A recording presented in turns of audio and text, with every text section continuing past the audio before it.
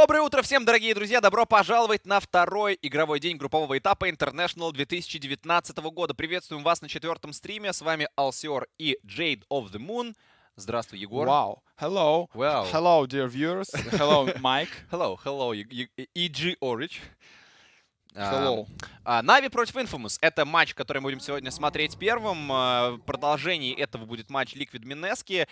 Казалось бы, на самом деле, да, что эти матчи могут, вот, например, матч Liquid Mineski для турнирного значения иметь минимальные, а вот оказалось так, что Liquid после своего первого дня очень должны уже теперь выигрывать эти игры. И у нас очень быстро драфт разворачивается. Стоит отметить, да, что баны против Нави вполне себе интересные саппорты. Там и Тренд, и Фея, которые таргетят определенного игрока.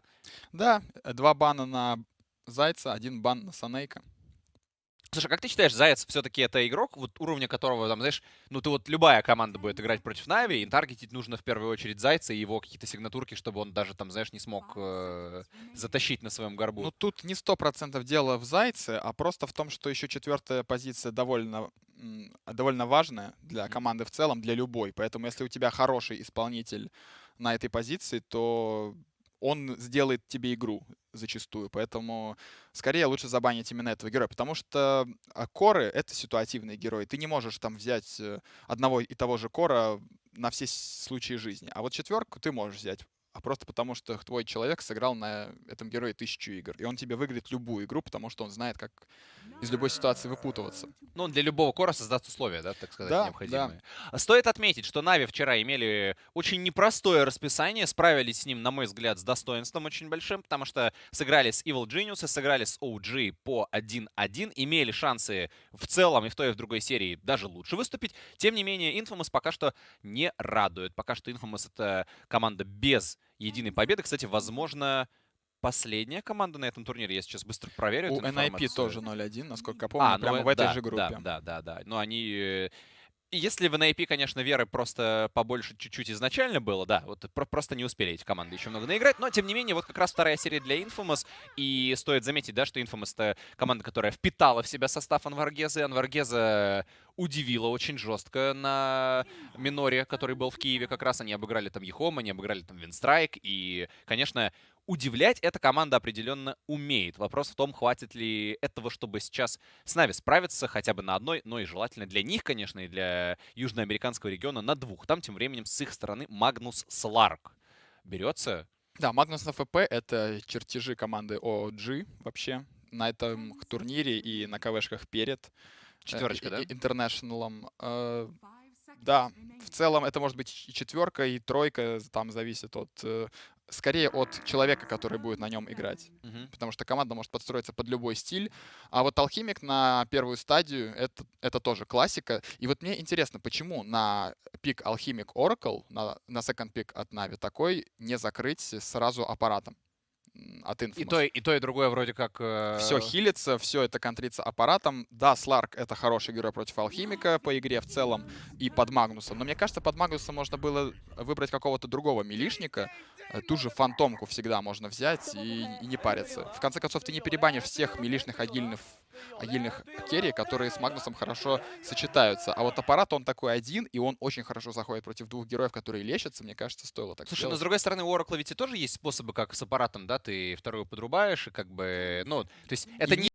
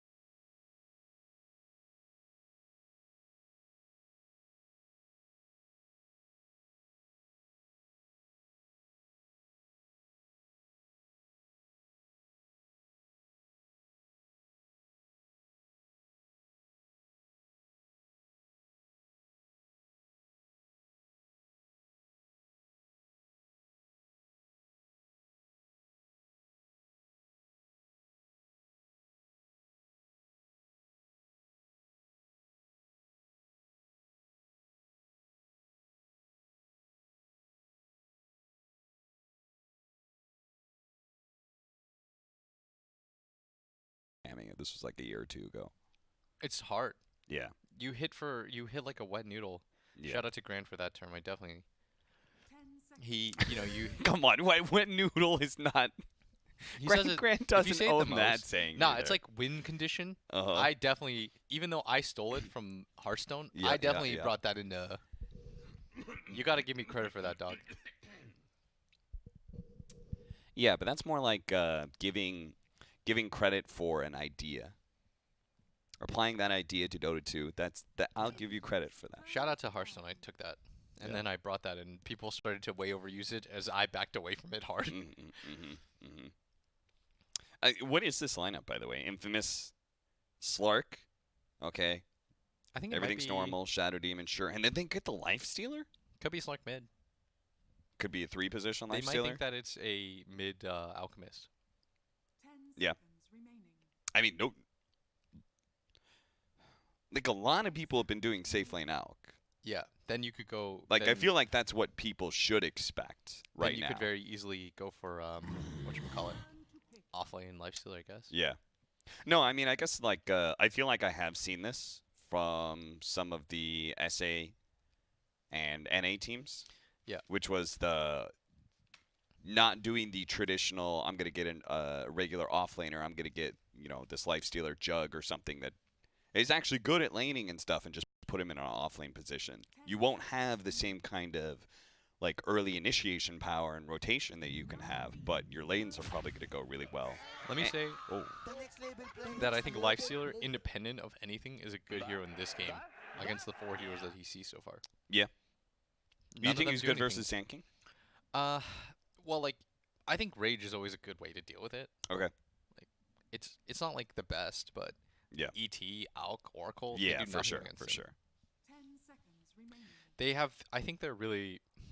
You say that about like all ending for lanes and stuff. Like Mag is one of the weakest laners as well, though. Yeah. I think it's most likely. It really looks like it's going to be a Slark or a Lifestealer mid. Yeah. In which case,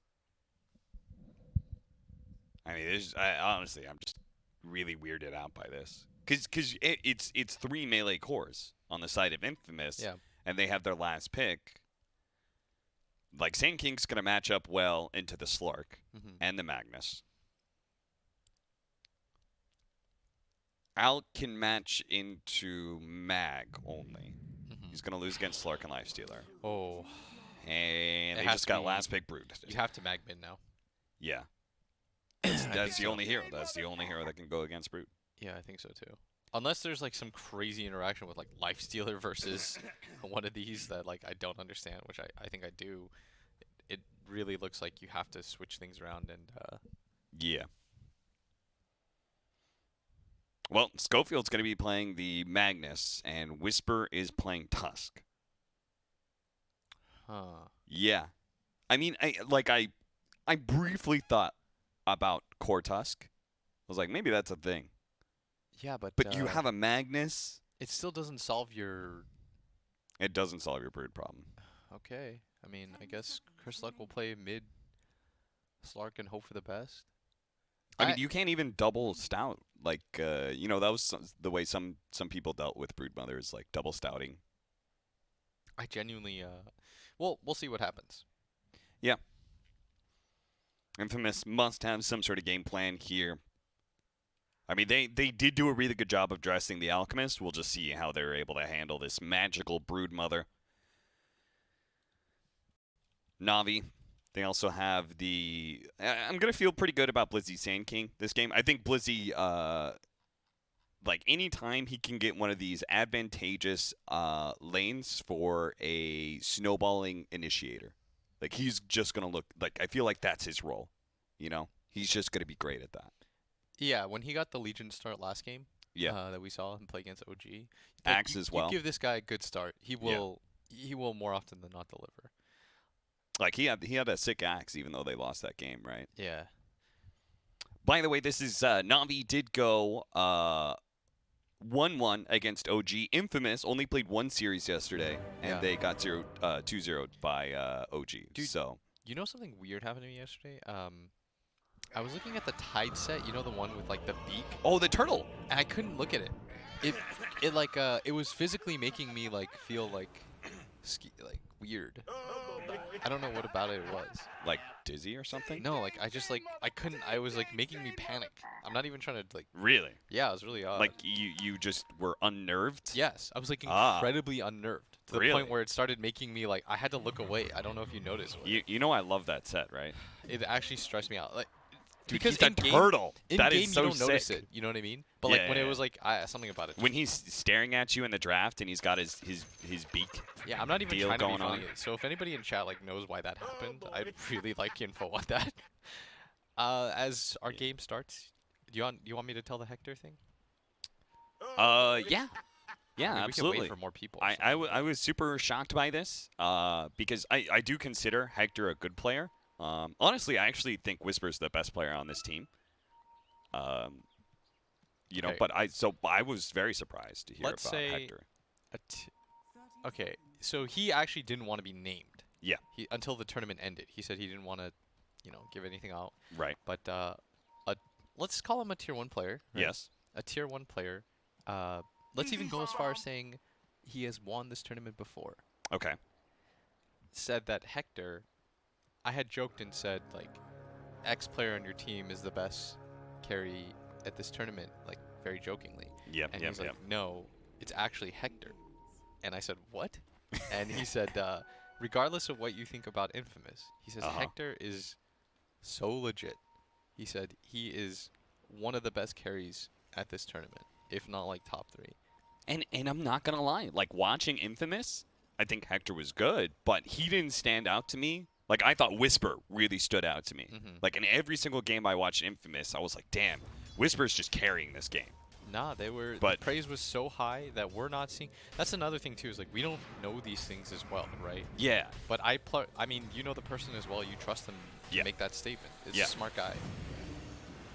That's why I was just like so shocked. I legit thought like he was joking. Yeah.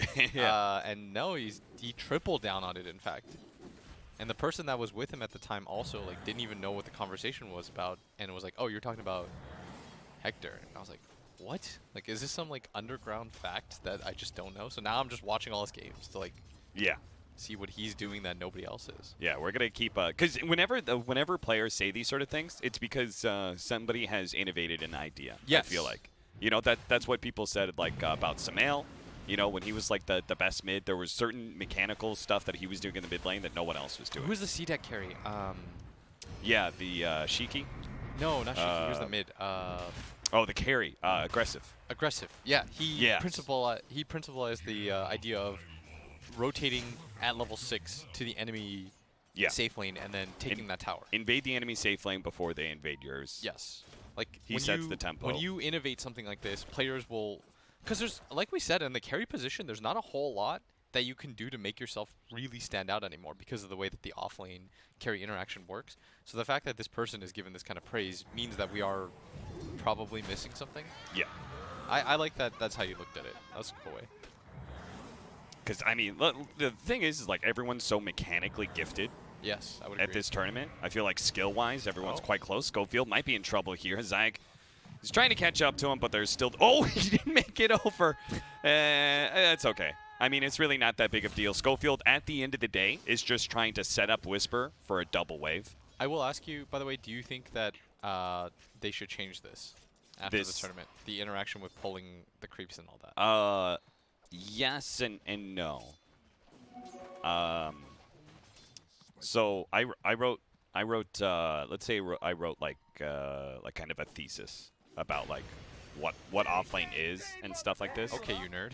And the thing about like the abusing lane mechanics, right? That is just naturally always going to be a thing for the Yes. offlane. Okay. Like you're just naturally at a disadvantageous state, and so therefore you're going to abuse whatever is there, whether it's creep blocking with fissures, like all that sort of thing. So if you just remove every single bit of it, right? You remove fissures, allow creeps to be able to walk over fissures. You make it so you can't actually pull creeps anywhere. All that's going to do is bring back the suicide offlane. Yeah. And maybe you want that, maybe you don't. I personally like actually enjoyed the suicide off lane, but I imagine that it's not a good game state for a lot of people. That made the suicide offlane determined a different kind of skill. It was like, Yeah. can you be level 3 at 10 minutes and still have impact? Yeah. That's when like Universe, for example, was like king, you know? Yeah. Or Wait, can you run around in trees soaking experience while dodging the 2 supports that are chasing you down? yeah, it was like the kings of that were like Uni and YYF. You remember YYF from IG? Yeah. That guy was the god of. He was my favorite player for the longest time, and I didn't even play offlane. Skewer out. Schofield is going to get a little bit caught here and might actually be chased down underneath the tower. Oh. Yeah, the last nuke from the Oracle is going to be good enough. Whisper decided that he was going to fight Crystallize, and let me tell you, Blizzy, they drop the sentry underneath the tree area, and Blizzy's trying to fight it right now. He spotted it, but he doesn't actually kill it fast enough. That was actually a pretty sick play, putting the sentry, because that's... he went for the mad scramble. Yeah. If you've ever played against these Sand Kings, what they do is they always have a sentry either in place previously or on them, and they're ready at any moment to lay it down and quelling your sentry. Because then once you've lost the vision, then what do? Like, you can't do anything. This mid against it. matchup, by the way, not to interrupt, I think is going much better for the Slark than I anticipated. Yeah. And it's because he decided to... Here's what he did. Oh, hold that thought is Seneko at bottom. Seneko is going to get snowballed. He still had plenty of stick charges, though, and Crystallize fine. is going to make sure he's going to be fine. But it's the bounty runes that they're trying to fight over. Cyank is going to be able to pick up one of them, but Schofield will edge out the other. Is Tusk? Oh, Tusk might be in trouble here. They do have only level 1 of the Purifying Flame, so he's not going to die right away. In fact, Whisper, realizing that, is going to turn around and try and get a sick Ice Shards. But yeah, mid lane, 39-9. He's gotten a lot of spiders. Okay, so what he did was, if anybody wants to know, is he held all his skill points, only leveled S and Shift, and then just started getting Dark Pact. Yeah. So he would just trade hits with the Brood. Get high enough armor stacks, and then obviously Brood being melee was pretty easy for him to do so. Now is the part of the game, I'd say, where it's difficult. Once the Brood hits 5, it's just hard to sustain against her. Yeah. That's where the difficulty, I think, in this matchup lies. The thing about laning against Brood is it's always hard once she has levels, and it just gets progressively more difficult. Does pick up his level 6. Going to use the Shadow Dance here, but it's also the fact that like most AoE nukes are not going to be enough to kill the spiders. Yes, because of magic resistance. That's so annoying. So his Dark Pact isn't going to actually kill this gigantic wave that's currently sitting and finishing off his tier 1. Yeah, I think that the Slark, like, it's a cool idea, but no matter what, like, Brood's gonna brood you. Yeah. I feel. And now that he's taken that tower, he's going to start taking all your jungle. Yeah, then he'll farm out the triangle. That's the best part about Radiant side Bird too, is that I think that the Dire triangle is just superior. That is like the one advantage Dire have. Everyone's been choosing Radiant nonstop. Yeah. The one advantage that Dire have, and this makes Radiant Brood even better, in fact, coincidentally, is the fact that you just get access to this triangle that's so easy to farm, which then naturally leads into the lane. It's a much like cleaner lead in to this bottom lane than top is, for example. Crystallize. This is not the time for Infamous to fight him, as he has level 6. They're going to be able to get the snowball over the side here, so Whispers should be fine. But at the end of the day, Crystallize is free farming. You could see it in the net worth chart. Oh, look, Blizzy up at top. Blizzy in trouble, does manage to kill the sentry in time. That's what we were talking about earlier. And then it's a question of, like, what do you do about this? You just kind of have to blindly throw out spells, and Blizzy having that nice little cute corner that Sandstorm was still covering does dodge most of the damage. All right, let me throw out hypothetical for you. Is Blizzy actually TPing in front of the creeps? That's not great. It's actually Now gonna hurt using his lane quite a Sandstorm bit. in honestly an awkward situation. Yeah, he's gonna miss the full wave because of this. Yeah. But I think the idea that Infamous had is, I think what they were hoping for anyways, is Navi to have ran like a 2-2, and then they have this Tusk and this Mag that can pressure Auk. Yeah. But that didn't really happen. No. Because they Sand did King is such an independent offlaner. Yeah. The problem with playing against Sand King, I think, as a safe laner is if you get any sort of start or levels, this hero becomes like so impossible to stop. Dude, Agree? you see all these stacks? Yeah. They're going to take all of them. Yes. They need these two. This Oh, is the game. no. This is just a disaster. Infamous, they got to find a way to get over here and actually put a stop to this. But Magical is so strong, nobody can actually challenge him. As you can see, Stinger immediately goes down. Chris Luck and Schofield are both in trouble here. Schofield unable to make it over the cliff. Probably wouldn't have mattered against a Brood anyway. Yeah, and this is what I was talking about, like with Navi, with Magical having to be the person to like perform. Yeah, he could be their top synth at this tournament.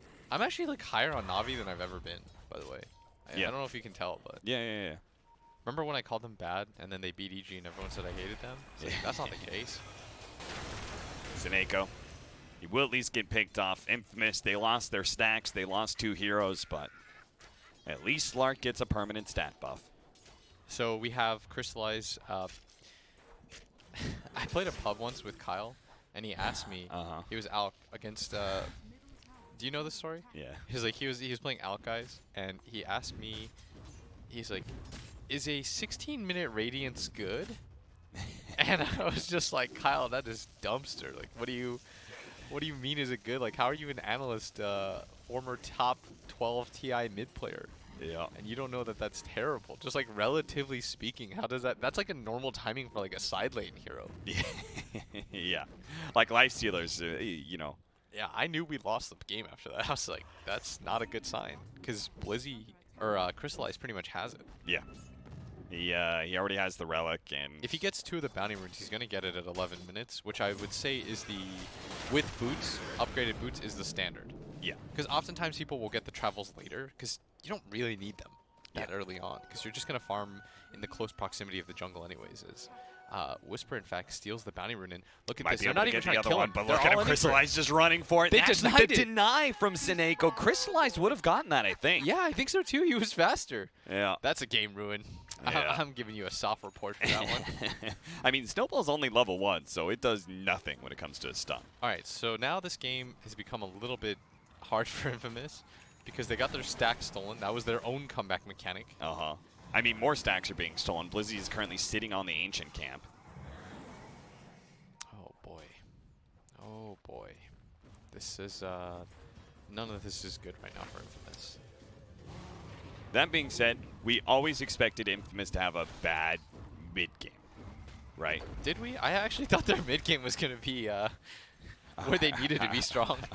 All right. Did we expect them to have a bad laning phase?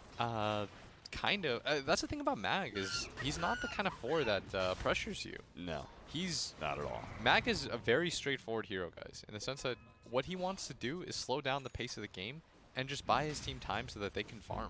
Yeah. He's not the proud centaur-like hero that he used. Magnetar? Well, he wasn't. Oh. They're going to be able to get the disruption on Magical, but Stinger is just going to die to the Broodlings, and they don't have a good enough lockdown against this Broodmother. He just danced around the trees for a little bit. Now he's going to turn back. Chris Luck will take all those Spiderlings, at least, from the Dark Pact, but he's actually out of mana. He's in big-time trouble. He has another round of Phase Boots coming up, and he's going to have to somehow juke a Broodmother. You can't actually do that. Oh, he actually juked him just long enough, perhaps, as Magical spots him, finally slows him down, but Stinger is now back for some vengeance, actually purging up Magical, disrupting the Oracle. Magical will take a bit of damage, but he should be fine here. At the end of the day, though, that is Chris Luck surviving, not Infamous walking away with a winning situation. Yeah, and they committed 3 heroes to try to kill him and, in fact, lost their Shadow Demon. Yeah. But with Mag, you know, he used to be this, like, boss. Like, you go in, shockwave people, ulti, and now he's been reduced to this empower bot. And part of it, too, is that you're not a typical 4 hero in the sense that you're going to catch up through getting all these kills. So pretty much, you're not getting the levels that you would normally get. So you're stuck with like level 4 power for a really long time and no other abilities, which is like the real problem with the hero. That was not the ice shard he was hoping for, was trying to separate Elder Titan from the rest of the team. Seneco's going to be in a bit of trouble here. He does not have his level 6 yet, but they turn around and just blow up Whisper real quick. Chris Luck is still going to be able to finish off Seneko. In fact, Xayah, who's trying to help him out, may be in trouble as well unless Chris lies. He's going to make sure everything's going to be just fine. The Radiant's burning Chris Luck, so he's not actually regenning enough to continue to try and fight. They get the tier 1 tower, and Elder Titan. And this Alk already has, he just keeps running into stacks randomly. Yeah. This is the dream Alk game that we're seeing right now, folks, is wherever Crystallize goes, there is seemingly a stack ready for him. Do you think that Infamous had the idea that this game was going to be the opposite? Because they had a Magnus, a farming steroid with the Empower, and a way to be able to clear stacks, that they were going to be the one invading Alk's jungle and taking that away? I think the last pick Brood really ruined them a little bit. I think it made the game, it changes the way that you have to play the game. They're going to try and blow up Seneko. Seneko protecting himself against magic damage, but Whisper with the Walrus Punch and... Want more. Oh, they're going to be able to find Magical here. Thought he was just going to be able to get a Glip, but that's what a exactly where stun. He Hector hit was. 5. But a stun hitting all 5. Magical is still stuck on the cliff, though, and they will be able to hit him with the skewer, just RPM to make sure he can't actually escape, and they'll give the kill to Hector. I feel like he should have TP'd out. Yeah, he had a moment. He had a moment. He had a moment. mean, your ET stun 5 heroes. Yeah, that is. You definitely had a moment. You had a moment, dude. Stinger. Whisper. Turning back in, thinking about going for the snowball here. Isn't actually going to get close enough to the pickup. Hits him again. Is there any sort of follow-up? No. What? Replay? Oh, sure. So Whisper is still going to be in trouble here as he's going to snowball over to the neutrals, giving himself vision off the ice shard. That was nice. Yeah, that was well played. Going to continue to farm up these creeps. Does have his ulti, so fears absolutely nothing right now. As I think we have a... Oh, we're going to see we're going to see that replay of... Literally hits 5 with this stun. Okay, he had Magical time. didn't have TP? He had one in his inventory, I checked. Okay. Well, then that's just an error. Bounty Rune, Infamous, going to be able to grab 3. That's actually excellent. Yes, this is the hidden game that you have to play against Alchemist. Yeah. It doesn't really matter, though. It's like a little mini game. Yeah. Every time.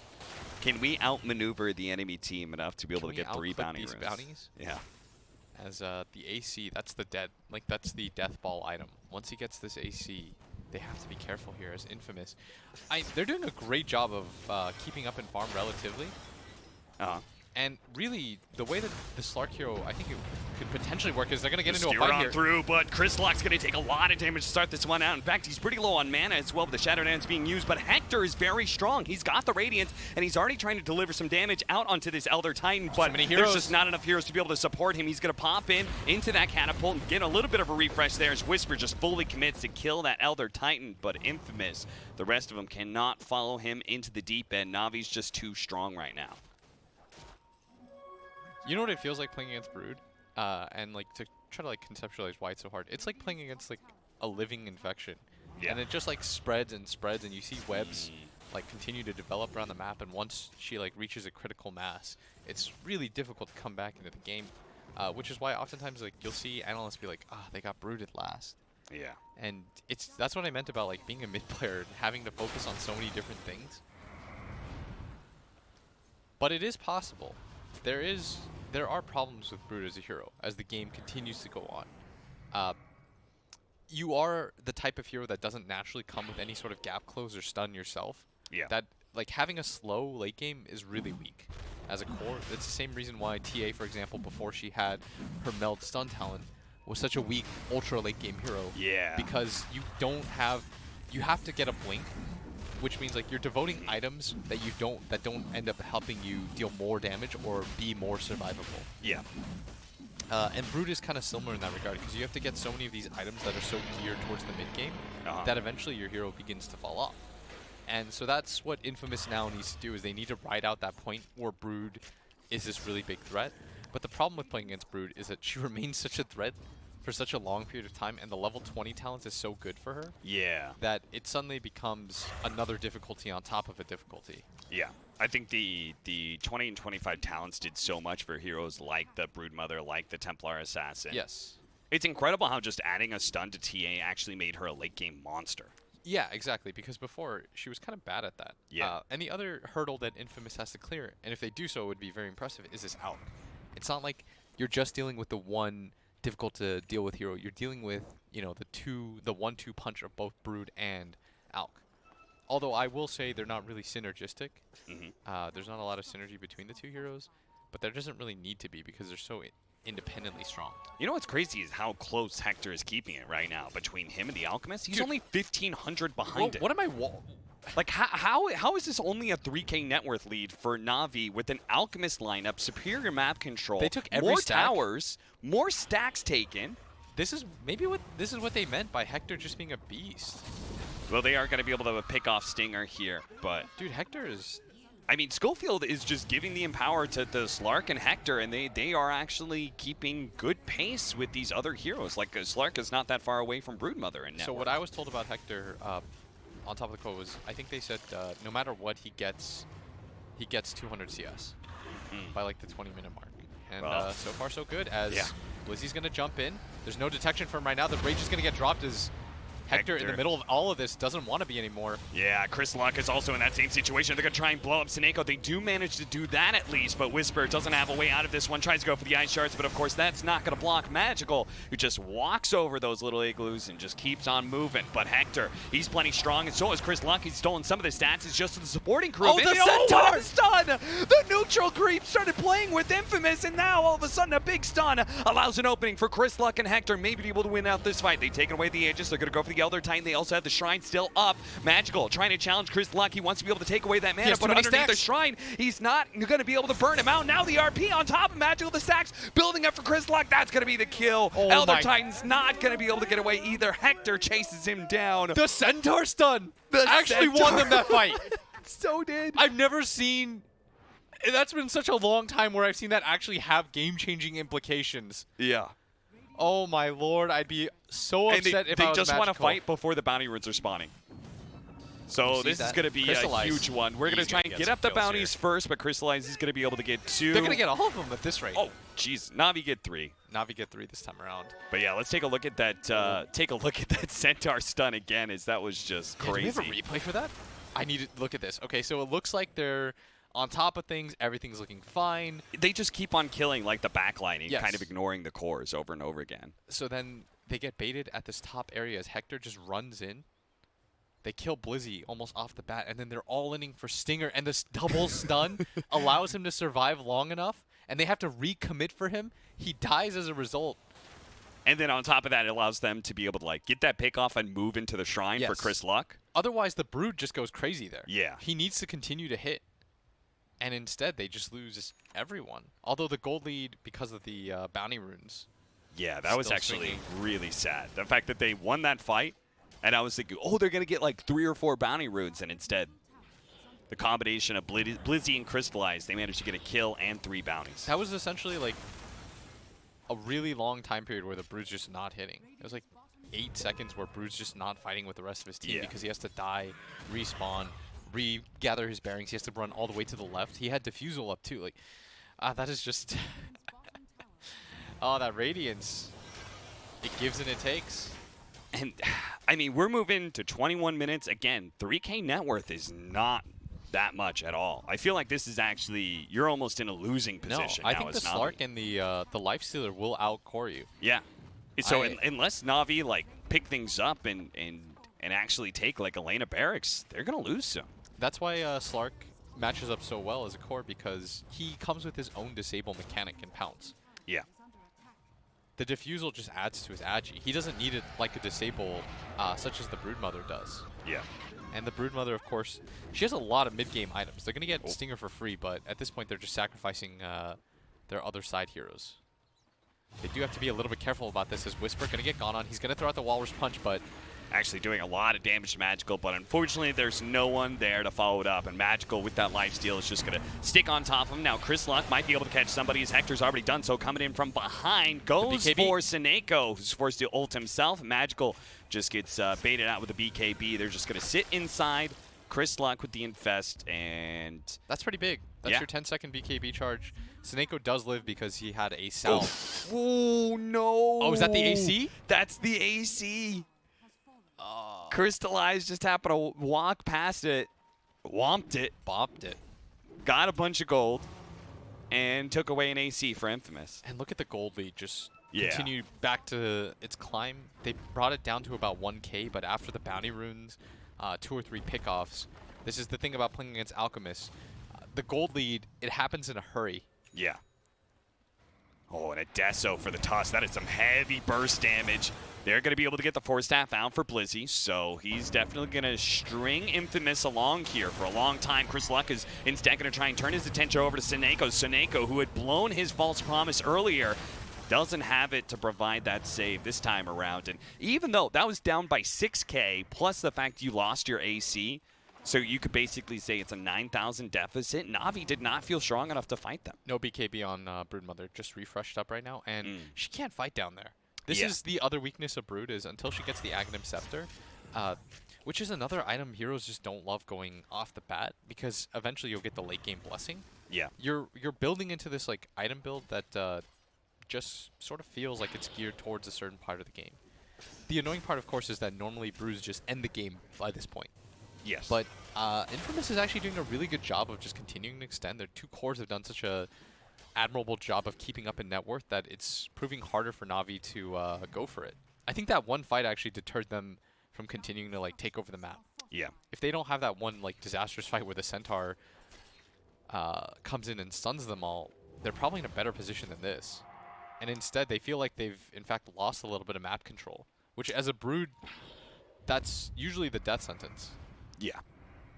Once you start losing that map control and not being able to just like suffocate the enemy team and out econ them the entire time through neutraling. Yes, because that's the best thing that Brood does, is she takes away the jungle from the enemy team as they're going to walk into the high ground. They get spotted here. The smoke is going to pop, and Chris Luck activates his BKB right away. Challenging Crystallize and starting to seal his stats. He actually gets the Unstable Concoction blow up on himself. He didn't have a better target, but Chris Luck is seeing this and realizing he's getting kited too much, and he can't actually continue to fight that. And I think that was a really smart read by him, but the bounty runes may be given up as a result. Looks like a 2-2 split. Always favorable for an Alchemist lineup, though. Yes, and that was also the 10-second BKB we should mention from the Slark. Yeah. I think he felt like he shouldn't ulti in that situation because Blizzy can just cancel out, so BKBing was the safer play. But 10-second BKB charges, you know, that is usually, you usually always want to fight around that time. Yeah. But I think what they're really waiting for, and the reason why Infamous aren't 5-man, is because of the AC. Yes. If it was not for the AC, everyone TPs there and they fight, but it's such a big upgrade in items. You're losing, what is it, 2014, it's like 4K gold off of your actual net worth as a result of not having it. They've got it now, though. Between that and the Deso that's up on Whisper, they can really burst down people with physical damage now. As we're seeing this mid-tower defense, this would be so big for the map control aspect. We talked about how good it is to gain control back from the Brood.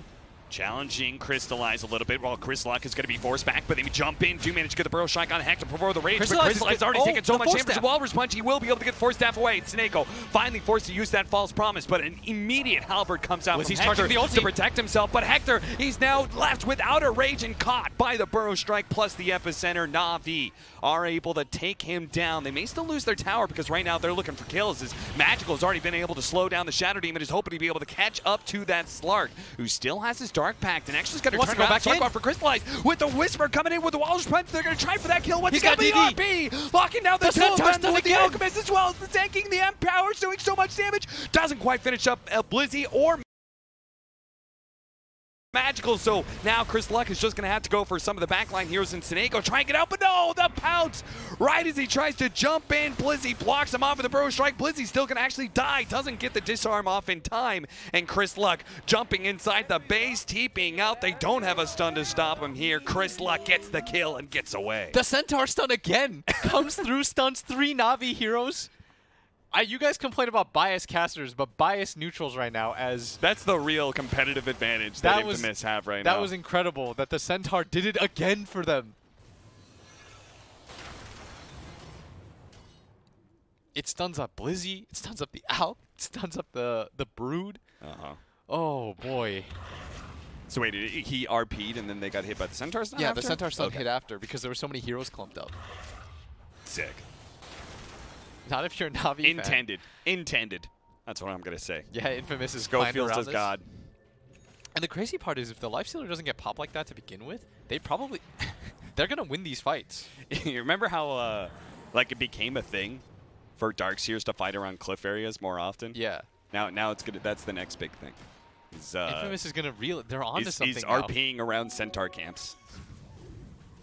They have to be together, Dude, though. Chris Infamous. Luck is getting so strong right now. He's got an MKB. Magical cannot fight him anymore, especially with the big walrus punch that's about to come in. They have to throw out the false promise to be able to save him. Chris Luck is going to be forced to use his BKB. Doesn't get the pounce on a Blizzy. Magical turning back, though, fighting and killing some of the supports. Already the Shadow Demon and Whisper's off-lane Tusk Chris is Luck has to dead. get out. And Chris Luck, well, he still has his Dark Pact. He still has his Shadow Dance as well.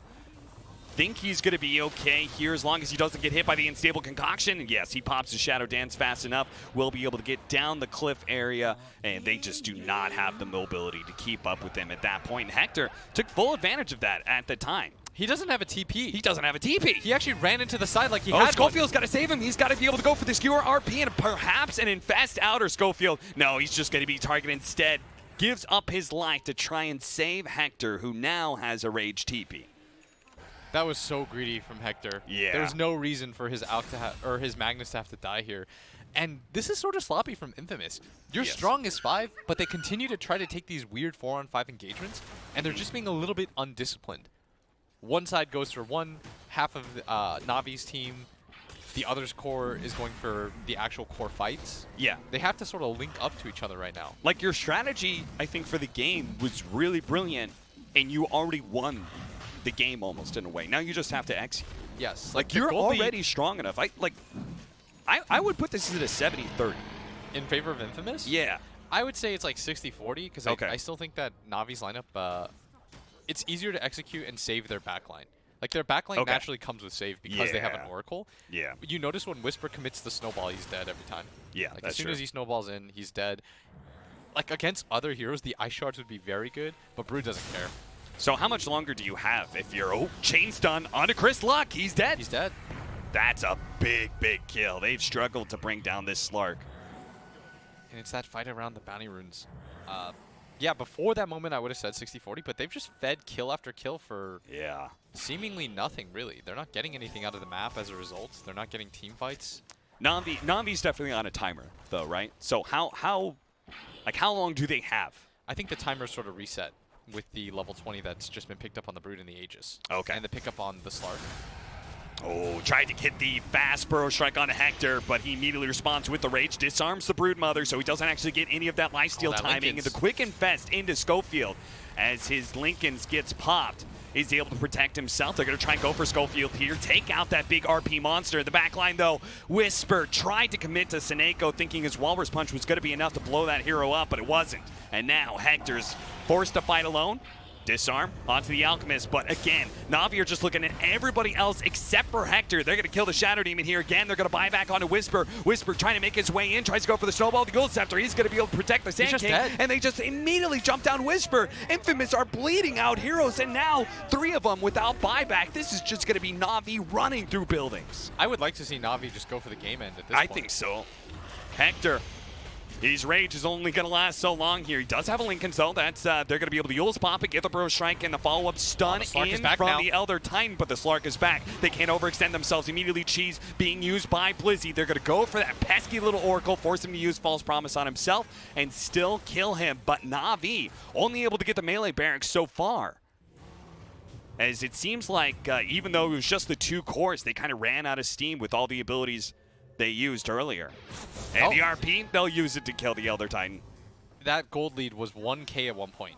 Yeah. And now it's surged all the way back up. We saw a brief respite for Infamous, but they have to get better at linking up. Yeah. They're becoming way too split in these engagements. I mean, like, the analysis for Brood and Alchemist games is usually the same. That if the net worth is close, it means the Brood or Alch, the side is losing, right? And this is a Brood and Alchemist. They're supposed to be at a huge net worth advantage. And Infamous brought it down to 1K, and then just through messy fights, pickoffs, bled it all away again. You see what I mean, by the way? Whenever the Tusk rolls in, he just dies. Yeah. Like, anytime he commits himself, he's dead. And he's trying to get BKB, but Part of because every single time he goes in, he dies, he's not getting any gold. Part of the problem is that, like, his own way to start fights is also his escape mechanism. Yeah. Which makes it really easy, for example, for Blizzy to play, because he has so many different ways to keep Infamous's cores on their toes. And once you start to lose all the supports, things like sentries, dust, they become an afterthought at that point. Yeah, this is why when I've seen these Cortus before, is that like Blink Dagger feels really essential because you want to be able to just blink Walrus Punch them and hold on to Snowball. Part of the problem is because he's playing against an Oracle, like any other 5 support there just dies, right? Yeah. But Oracle's always able to save himself. He just disarms the Tusk after the Walrus Punch, doesn't even have to commit the ulti to do so. And he's got Ghost Scepter too now, so... Yeah, and then Whisper's all of a sudden like all by himself in no man's land, and he gets killed in 2 seconds. We've seen this story over and over again where like he throws out the Eye Shards, he's like, it's a good Eye Shards, but against Navi's lineup, they just don't care. But they're finally going to take a 5-on-5.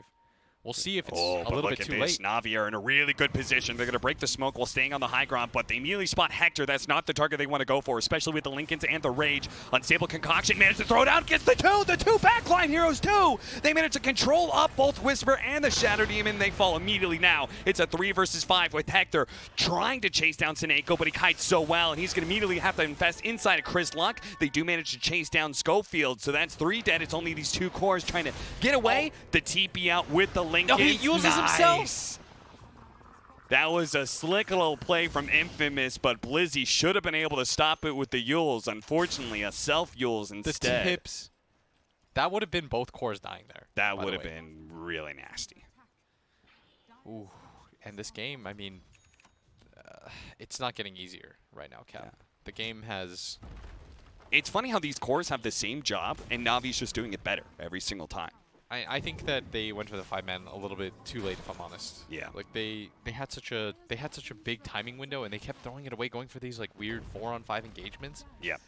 Part of being a good team is like knowing that you just have to 5-man at some point. Dota has devolved at a pro level to, you know, like 5-on-5 teamwork plays. Yeah. And they're just not really doing it right now. And sometimes that can be hard to read, right? For us, when we say we see a 1K gold lead for Navi, we're like, oh, you just 5-man for the rest of the game, and they shouldn't be able to outfight you because the net was even. Yeah, but Infamous, of course, doesn't know that. Maybe Yeah, they feel like they don't know that. Yeah, maybe they feel like they're farther behind than they are. They just didn't know when to switch it up. And now it's becoming the net worth difference. RP on it too. That's a big one. Look at that with the Empower. That's a gem. You always have that power. And yeah, that's a gem being traded over. And even though the net worth doesn't move at all, that is a really big pickup for them. This is where you establish map control. You need to get the tier 2 tower mid. Yeah. And you need to play with some urgency right now. Look at Chris Locke. He's immediately looking for that extra hero. Failing that, he will cut the creep wave at top, which just gives you a lot faster map control than trying to run back and collect the creep wave. And they've got a double Siege Wagon push at mid. This is sick. Yes, and like I said, they need to play with urgency, and they're doing so. As the courier gets killed again, Navi been so good about that. He's been cutting creep waves. Magical. Infamous cannot go for the high ground anymore, but they already forced a buyback out of Blizzy. Honestly, I think they're relatively content with this. I love how Magical's played this game, by the way. Yeah. He's done a great job on this Broodmother. Yeah, I feel like my statement just continues to prove itself, that he is the main hero that needs to play well. I think his itemization is good, right? This Scythe pickup? Yeah, the Scythe makes it so that he continues to be a threat as the game goes on. Scythe is always a useful item. Yeah. No matter what happens in the game, you can contribute a Hex.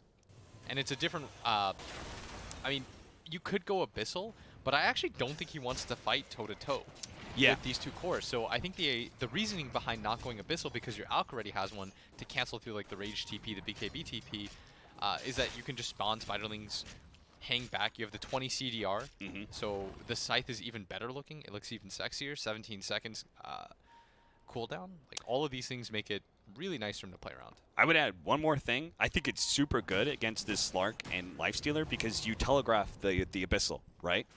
Yes. But with it, like this Scythe combined with Spawn Spiderlings or Diffusal Blade active, like he's able to just from a distance go, break your Lincolns, disable you. Yes. And we saw, like, when they don't have their BKBs or their escape abilities up, like, when they killed the Slark that time at top rune after the Roshan, like, they will kill you really quickly as... Well, Stinger, chill. Yo, relax. Those are Spiderlings with the level 20 talent. They do a lot of damage, and Ghost Scepter may not protect you. Trying to go for the surround, doesn't immediately get it, but does have another round of webs that's going to chase him down. Stinger he is dead. Is definitely dead. The question is whether or not Magical's going to get caught because he's microwaving those spiders and doesn't pay attention to his own hero wasn't enough, looking. and he gets caught. Oh and my Stinger God. actually got away because of that. He went to his heroes like, oh shit, I'm in trouble, and he didn't try and finish up Stinger. Oh, we just commended him for that, and look at that, the double tips. Infamous is not making this easy for Navi, but at the same time magical. I mean, he was microing, he was throwing down webs. Yep. He was not paying attention to his hero at all. And then the danger moment came in a little bit too late as the RP had already hit and connected. He was standing completely still. Oh, look at that. It's a double damage with level 25 on Slark. He's going to hold on to not a ton of extra agility. He's stolen 18 so far, but he's going to hold on to that a lot longer thanks to this 25 talent. 29 to 19, 38 minutes in, 11,000 net worth for Navi. But again, it's a Brood and Alchemist lineup. This is a lineup that has to have a really big lead. And we're going to the late game against a Slark and Lifestealer with a Magnus behind them. And they're hitting both lanes. Hector's being fearless. They don't have the RP available, so they have to be careful here. I think they should just be happy with getting these tier 3 towers out. Hector. And yes, get out. Get out. He's going to be Lincoln's top. Doesn't actually have a rage, but... I think they should really begin to get out. Yeah, You Crystallize is really pushing his luck right now. He's going to go for the fight onto Crystallize. Does manage to get the pounce onto him, but double force staffs get him out of that one, though. Hector is trying to finish up that range barracks, but they see the Spider is back up in 8 seconds. Infamous, you're really... Yeah. I mean, they could just back up and take in the shrines. Yes. You know, like there's There was no time for reason shrine. not to do anything else, They're gonna especially defend with these shrines Roshan now. coming up. And look at this. Magical in the area. Schofield, good positioning to be able to get a good RP, but he's spotted immediately by Zayak, and he's trying to deal with that ward, but instead he's going to be stunned up. Bro Strike in Blizzy. Nice stun into the back line. Hit Stinger as well. That's going to be 2 supports already dead on the side of Infamous. Whisper is fully committed to Crystallize, but there's the save from Seneko, and a save on Seneko with a beautiful force staff coming out from Blizzy. Bro Strike in is going to be able to catch this Lifestealer, and Infamous, they pushed it. They tried to hit a range barracks instead of backing up and just hitting shrines, and that may have just caught them Roshan. That was such a bad moment for them because Roshan was about to spawn. You take that shrine, all of a sudden you place a ward, you have control of that area. You have a gem so you know where all the vision is. This should be your heyday, but instead they stick around for a low percentage range racks that doesn't even really... What you need to think about at this point in the game is what changes the game. Yeah. Does getting that range racks change the game for you? No. Realistically speaking, no, because you're playing against a Brood. Yeah. And Navi, I mean, they capitalized on that opportunity in a hurry. I really like that they instantly went for the TP. There was no hesitation. Yep. They were saying, even if they're set up with vision, we should take this fight. Oh, yeah. I mean, especially since they actually had vision on that high ground, Yes. it just made the fight look that much sexier for Navi. I mean, they were incredibly decisive about that engagement. And I like that they're playing with that urgency as well, but... Infamous, they're really not doing themselves any favors as the gold lead now climbs to a whopping 24k. It doubles up Yeah. after Infamous took 2 tier 3 towers, and Navi. they're going to go for it now. They've got the Aegis. They might just be able to get a second lane of barracks here. They've got 20 the axe. seconds. They've got, and he's actually going to be going for the buyback. Hector is saying we cannot give up a second lane like this, There's especially 20 seconds up? Yeah, 20 seconds. That's all it was. Wow. And he was willing to go for that. Do you Surprised. agree? No, I think you wait the 20 seconds. I think buyback at this point matters more. And your team can probably hold, at least for the time being, because you can ice shards around the tower. Yeah. And at least make it difficult for Navi to go for. And Navi has picked up some pretty big items. They have the Aghanim's Blessing on the Sand King. He's decidedly 6-slotted. And I think the ET was given the blessing himself. The Synth. As they're going to look for this fight, they've got to get out right now. Yeah, they really do. Burrow Strike not actually catching Whisper, but the Yule Scepter will slow him down, but he has BKB. Now, finally, dude, Whisper has been working on this BKB for like 20 minutes. Yes. And, I mean, he opted to go for the 40 XP, but maybe would have considered going for the 90 GPM Yeah. with how this game has gone. Navi, they were a little bit hesitant there. Just didn't want to walk up any cliffs where the Mag's hiding in the high ground, which I think is a smart decision by them. I mean, my favorite part about games like this is like both teams have had an opportunity to win. Yeah. At this point, all it comes down to is execution. Aeon Disc for Blizzy. It's the freshest pickup. A double damage being held by the Alchemist. He's got 8k gold. He's actually going to be going back for a Mjolnir. It's up at top. Why is he going back? Oh, okay. Still going to go for it. Blizzy's going to Yule Scepter. Whisper. Doesn't have a snowball target. He's going to be controlled up here with the RP onto 2 with the unstable concoction as well. Crystallize. He's going to stun himself. He's in trouble, but there's going to be the save from Seneko just in time. The false promise, and actually with Ghost Scepter, he may live for a while. The blockade from the Ice Sharks. Oh, the Ice Sharks hurts him. Hector doesn't actually get to him while Crystallize runs down some heroes with that Radiance, but it looks like the Elder Titan's going to be left behind. He doesn't have a way to be able to get away as he's burned out of mana. Seneko's just running farther and farther away from his team, so they're able to get out while bottom lane is being gone on by Magical with the spiders. They're actually able to cut through this backdoor protection so quickly. He might that die it's going to be twice. the Aegis, though. They have bashers for him. They do have Stick on bashes. top. He has speed KP. They're going to be able to get that bash, though. He doesn't actually have the active, the Abyssal Blade, so they're not going to be able to get it. Plus, they have to go over to the other side where the tier 3's already dead. Hector trying to deal with Crystallize right now, but he's just going to kite him around. His Magical might try and go back into that bottom lane. But Crystallize first has to get away from Hector as he's going to use that Heaven's Halberd. Hector has the Abyssal Blade active coming up, and he's got a Lincoln, so Blizzy has to find a way to be able to break that Lincoln and get the stun for Crystallize to get out, but he doesn't have it in time. Blizzy may still be caught as well. He's got the Yule Scepter on himself. Blink Dagger up, Cheese as well, but neither one is going to go in time as Hector finishes him up with that Infest Bomb. And that bottom racks, it was looking real low as he fought through the backdoor protection really quickly with the spiders, but it will regen up now. And Navi, you see that they still respect the team fight from the side of Infamous. Shout out to Seneko, by the way. He made that fight a little bit better for Navi. Yeah. By dragging the Lifestealer away from the rest of the team fight. He just pulled him so far away from his team and the Spiderling. Hector's actually just going to go for it. Okay. He's going to get the range racks. He's all by his lonesome, does not care.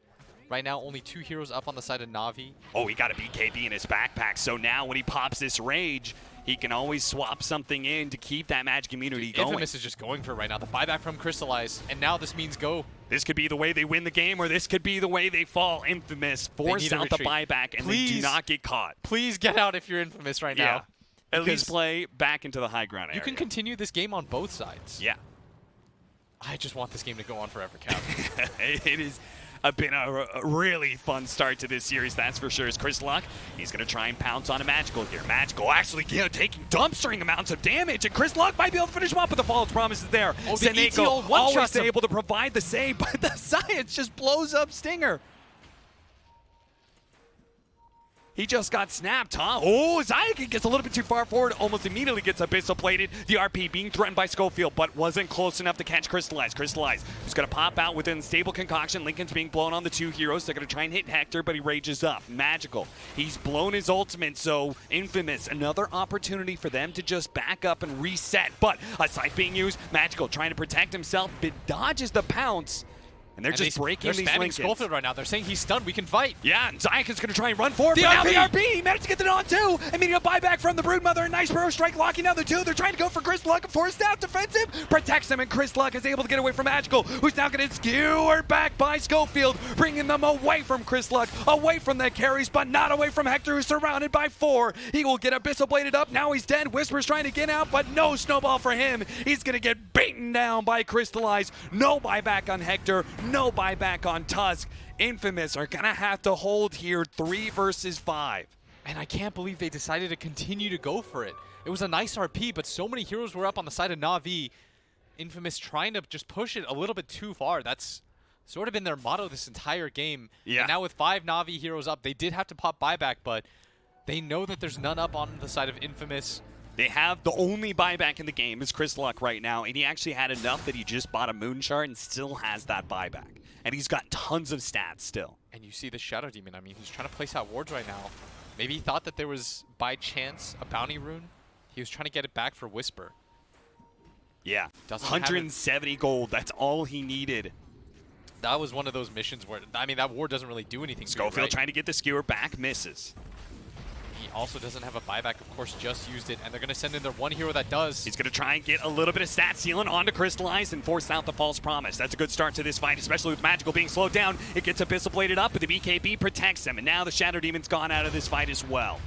2 versus 5. Chris Luck bringing more and more stats. 87 agility being stolen. You can see how quickly he's able to do damage to Crystallize, but he's just going to go in and out, poke and prod at him. There's the skewer onto Crystallize. Blizzy trying to protect him, breaks the linkage, but the BKB is activated by Chris Luck. They won't be able to chain stun him, and they have to get out. Crystallize blinks backwards, does get the Abyssal Blade onto Blizzy, looking to be able to lock down that hero. He actually gets hit by the snowball. They don't have the Whisper, vision. he's going to be able to go for it. Whispers indeed. He has the BKB, trying to chase down any hero. Look for a Walrus Punch. He's forced to use it on the Broodmother instead. Infamous have to back up. No, they're going to keep going as Seneco's out of position. Crystallize finds another one. They've stolen so many stats that Navi, they have to retreat. This Slark is a menace in Schofield. 114 Agi right now. They're going to have to back out from this completely. They retreat in time so they don't lose any further heroes, but they bought enough time where they can play around this last set of racks. It doesn't have any defense for it with any sort of tier 3 up. And that is so scary against a Broodmother too. But they've held the game so far, and that's what matters right now, Cap. Yeah. But Navi, they did such a good job of getting out there. That was discipline. That is what Infamous needs. Yes. Navi is a team with discipline. What? There's a gem on. Okay. Chris Luck gets a gem. I mean, both teams right now playing their hearts out. I like that both teams are also playing for the win right now, though. Yeah. It's making this incredibly fun. Aeon Disc for Crystallize. He saw how much he's getting chunked by Chris Luck. And he may not be able to depend on this Oracle for the next fight as he's down for 60 seconds. So without that false promise, he has to have a way to be able to reset. The false promise has been instrumental in saving him against the 2 cores, and now K1, Hector, just beating on this melee racks. This bottom rack's being pinged out too. They're going to split their attention, try to force Navi into a fight. You can see that Navi, they don't want to take an engagement 4-on-5. They don't have the buybacks on the cores. There is still a tier 2 up in the top lane, so Infamous are not going to be able to go for Megas during this 30 seconds. That the Oracle is down, and I don't think they should really go for tier 4s either.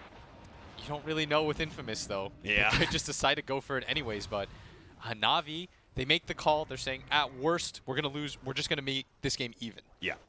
And I believe that is the right call by them. Infamous also made the correct call by saying, this time, we've learned we're going to go for the Shrine. Yeah. And look at the buyback situation right now. It's become such a... It's just a shit show right now, so nobody has buybacks.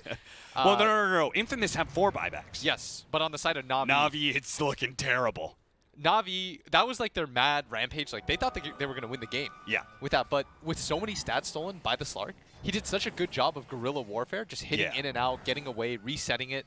And with how long the stats stay with the level 25 talent, he extended the fight long enough that everyone was able to respawn. I think that was the same idea behind why they took the 4 versus 5 on Navi's side of the map, was they've stolen so many stats, we can actually fight without the Shadow. Yes. You know? It both loses them 1 fight, but holds them the game, and now Infamous in a good advantage. They've evened out the barrack situation, and they have more buybacks. This is Navi for the next 2-3 minutes. They're very exposed. So the scary part for Navi in this situation is when Roshan spawns, and if you decide to roll the dice to all in for it. Right. Because that is going to be, that Roshan, it's a cornucopia. It'll give everything. Yeah. It's the 4th one of the game. Infamous will all of a sudden have the double RP if they want it. They could get a refresher too for... I actually think it's not a terrible idea to get a refresher on the Slark. You give him the Aegis first. Yeah. Give him the refresher so that he can full toolkit again. Yeah. You get double ulti, double BKB, double Abyssal. Oh, he's got the Aghanim Scepter. Did we see that? Yes. I did not notice that. That is actually sick. I actually think that's the play, is to give him Yeah. the ability to double it up. Like, he can now use it to, like, protect Hector if Hector gets... and then you give Whisper the Aghanim's Blessing so that he can kick people away. Yeah. Okay. I think that's how you itemize the Aegis. I mean, it works for both sides, but it just feels really good on Slark because his ulti comes with its own reset like that. What about the triple purge for Shadow Demon? I think there's some value in that, but I feel like the kick away, for example... It can be sick, but it also can play against you sometimes, you know? I just think that it's... I'm not sure. Yeah, we'll have to see what happens here as Roshan has spawned. And Navi, are they going to take that risk? Are they going to try and contest Roshan, knowing that if they lose that fight, the game's over because they don't have the buybacks? Over. If they lose, even I will boldly say if Infamous lives with their 2 cores and Navi loses either of the cores, the game is over. Yeah. They don't have enough damage from the other side heroes. that they can put out. So this is the awkward spot now. If you're Navi, this is playing for the win. Now, if Infamous plays really fast, they might be able to get this Roshan and still assault the base while buybacks are down. So maybe Navi needs to try and get inside that pit right now. Epicenter being activated. Oh, no, he didn't. He didn't jump. All right. Okay, that... TPN, Snake. Okay. I actually think that's... without buyback on Seneko, I think that's a close call whether or not you RP there. Because you could just give him the refresher at that point. Yeah. He has it, in fact. I actually think it's not a bad idea to go for it there. So we have Cheese on Tusk, Aegis on Chris Luck.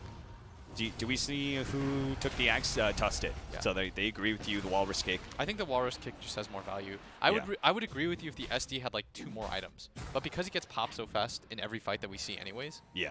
I don't think there's... They know Hector's not here. They know Hector's not here. That's why they're going to try and initiate a little bit. Blizzy's trying to catch people right now. But Chris Luck is going to meet anybody who tries to go into this high ground. And it's the Elder Ti9 can get picked off as he gets a Force Staff away. Ghost Scepter gets pulled back by the Shockwave, and they're going to be forced to use False Promise. It's not that long of a cooldown, but it might be enough that Infamous feel like they can go for the high ground push right now. Infamous are insane.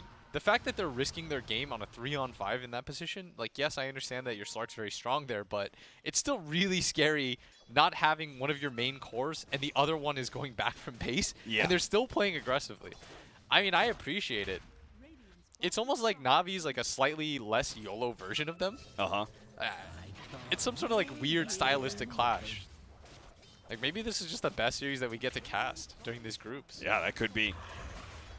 This is the second Navi series that we've cast, and the OG versus Navi one was quite entertaining. Navi is a fun team. Yeah. I think they just bring out the team fight in people. Okay. Level 25 coming in for Tuss. You go for the 15%? Walrus punch it up? I don't know how many times you're actually going to hit, though. I don't know either. But I don't know how good 7 seconds of snowball cooldown Maybe is. if it was like 12, Yeah. I could see value in that. 7 is kind of... It's pretty low. Yeah, it only goes down to 11-second cooldown. That's not that... The problem with both talents for him right now is that he doesn't live long enough to cast either of them, really. Yeah. That's the real issue here. But if you believe in the RNG, you might just be able to go in, Walrus punch somebody, and then right-click them and get a Walrus punch again. If you believe and And he's going to go for it. He believes in it. You can achieve. He believes in the 15%. All right, so they don't have buyback on Whisper. He actually, because of his buyout. Let me say, Whisper never has buyback. Yeah. He's had a rough one. That's super weird. Yo, that they dropped the double ward too. They've created the eyes. Oh, they're going to be able to make the initiation on Hector, and he's actually getting beaten down so fast, but there's the disruption to be able to save him. The RP! He's going for the TP? Didn't actually get the blink out Whisper. He's going to try and finish up Blizzy. He does manage to get him the Burrow Strike, trying to get him away. The kick out on the Alchemist Whisper. He's going to be able to get out. No, he's side-to-feist up. Oh, man, I can't believe he decided to try to go for the TP on the Lifestealer. What? He was in the middle of 5 heroes.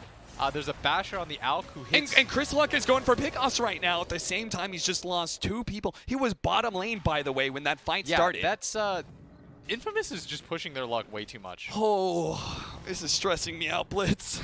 The thing is like Infamous is actually outplaying them, but then they'll do something that resets the game. And then Navi is a very disciplined team, so they're taking these moments to just say, all right, well, I guess. Every single time, like, Lifestealer's bottom, let's try and fight. Slark is bottom, let's try and go for a fight Navi again. make, like, the technical decision every time. Yeah. And meanwhile, Chris Luck is just trying to make single-handed plays, which he's going off a lot of these times, trying to get the pick off on Seneko, misses there. Slark does have the Aegis as well as BKB. He's got his pounds coming up as well as Dark Pact. It's so hard to be able to lock down this hero, as you could see. He threw out the Abyssal Blade, doesn't quite get him. Zayak force-staffing forward, trying to get himself in position for a good spirit and to stomp. But Chris Luck managed to pounce onto the high ground, so he's going to be good. Crystallized. He just goes to farm. He actually Stuns just stopped himself. to farm. He really did. Oh, man, this team's, they're funny. I mean, I watched the Lifestealer die in Tusk, and I look over to Chris Luck, and he's farming neutrals. He's like... You know what this team is? They play with, like, a flair. You know what I mean? Like, there's a definite flair. I actually love both these teams. They might actually be my favorites at the tournament just to cast. Chris Luck. No Lifestealer, no problem. He's just running at people man. 1v5. He's saying, I don't care. You guys 1v5 can't lock me down, but he gets hit by a burst strike, forced out the BKB. He's still going for it. You He's think not cares, backing Ti? down. Apparently not. He's going to Dark Pact. There goes the Lincolns. Doesn't have a BKB. Blizzy almost caught Schofield in that same position stop to farm again. And he's going to hit some creeps.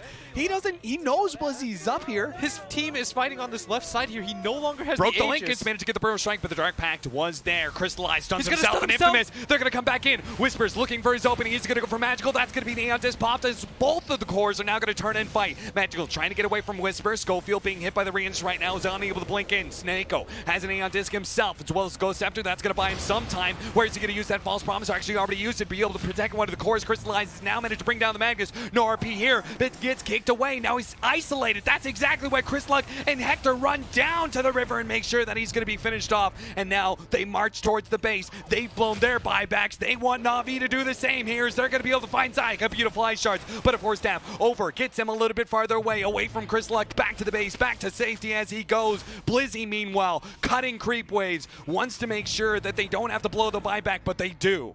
And that's going to be all the buybacks now out. From the side of Navi, aside from the Brood, right? He still has it? Brood has a buyback. Blizzy also has Yes. his buyback on the same Look king. at the buyback status of this game right now. 4 people have buyback. Buyback on Lifestealer, buyback on Slurk. So Infamous definitely have their buybacks on the most important heroes Yes. left. But for Navi, I mean, Crystallize not having it is so massive. Yeah.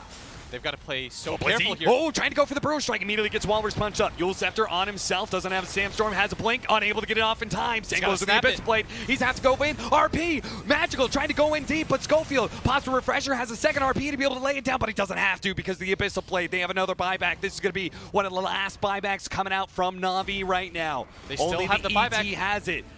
And Infamous. Not overextending themselves, just going for the objectives They right have now. RP. They want to take this fight. They have RP. They have RP with the Refresher used by Schofield. He can go back Schofield's in. out of mana. That's why Navi are trying to actually separate so much, but Schofield doesn't actually have a whole lot of mana to work with right now. Whisper immediately jumping onto Blizzy. Is Blizzy trying to make his initiation once again? Blizzy He still doesn't has have that buyback. chase. He's going to activate the chase, but it doesn't matter. 100% to 0. Instantly, as Whisper punches him up and down he goes. Seneko forced to use the False Promise on himself. Hector forces that out of him, then turns back into the Megas. Aeon Disc getting popped by Crystallize. They're going to go for this melee racks, but they still had the glyph the entire time. Navi held on to that one, but they have to take the 4 versus 5, and Chris Luck and the rest of Infamous know it too. They see the opportunity. They're going to be able to get the Megas a stomp, landing on it too, but Hector has the rage to be able to slow down Crystallize. He can't quite get on top of Chris Luck in time. The Dark Pact protects him, gets in front of him though, managed to get the Abyssal Blade, locked down the Slark. He's dead. Same goes with Whisper. 2 dead, 3 dead actually on the side of Infamous. 2 of them have buyback though. And there was no mana the entire time on the Magnus. He had so many different opportunities. I think Magical actually saves the game by hitting him twice. Yeah. With the Diffusal Blade, burns just enough mana to keep Schofield more or less useless in that engagement, but he does pick up an Invis rune. They don't have any sort of detection right now, Cap. Yeah, this is nasty because Navi feel like they're in a situation. This is an all-in for them. They have to force the buyback and thinking that once the buyback goes down, they're going to try and retreat, but they're probably going to be caught by Schofield. This is such a timely rune for them. As they're pinging towards this bottom lane, there's no boots of travel on the ET, so this is a pure 4-man situation. They have to be able to create an opening where Magical can sneak in and finish up the Megas. They really want to force the buyback on the Slark, though. Absolutely. They cannot afford to get out of this situation without forcing the buyback on the Slark. Otherwise, Infamous will just reset and go for it again. But they might have no choice here. With only 40 seconds, they don't feel comfortable going for this. They know that the Refresher was popped on this Magnus, so he has RP. This is going to dissuade them. They're going to play Megas. Yeah, the buyback on Whisper is all we can force out of them. We can't go for more. And Infamous, now they're just left in a situation, control the map, go for that next Roshan, which is up in 40 seconds. That could still lose Infamous or Navi the game, that fight around the Roshan pit. Yes. The thing about Infamous's lineup is they still need that backline support to Yeah. be there for control in the late game. So what Navi needs to do is actually ignore the heroes that they know have buyback. Go for the supports, the SD and the mag as soon as you can. If you can ride out that wave and force some sort of like 2-on-4 situation, that is the ideal play for Navi right now. And that's why Magical keeps doing what he's doing, which is blinking into the back line Yes. and trying to catch them. And that's why Whisper is always there with the counterplay. He always counters that blink in with a blink in of his own. Walrus punches Magical, and then he's all of a sudden surrounded by 4 heroes. And that's why I really like the kick. Yeah. So that he could protect as well. Right. Rather than looking for offensive opportunities like people do with this ability, I think in this game at least, it shows a lot more defensive capability in protecting that backline. As they're going to go for the Roshan, Don't think Mega Navi creeps. can do this. Mega Creeps make it impossible Yeah. for you to defend this. It's become so painfully obvious when you try and smoke outside of your base to contest Roshan against Megas. Now this is, All right, so we had... this should go for the SD now. This one is going to go to Stinger. And now So there's, almost everyone has the there's a Shadow Aghanim Blade, by the Scepter. way, on who? on the mag. And I think it's because he knows that the gems and the wards are trying to wear a little bit thin, Yeah. especially if one of the supports go down. I mean, combined with the fact that, like, honestly, a gem carrier just can't sit close enough Yes. to see these heroes. And if the mag is out of the fight, it's more so that Magical can't get on top of him, I think. Because he realized the folly of the last fight was he just ran out of mana because he got right-clicked twice.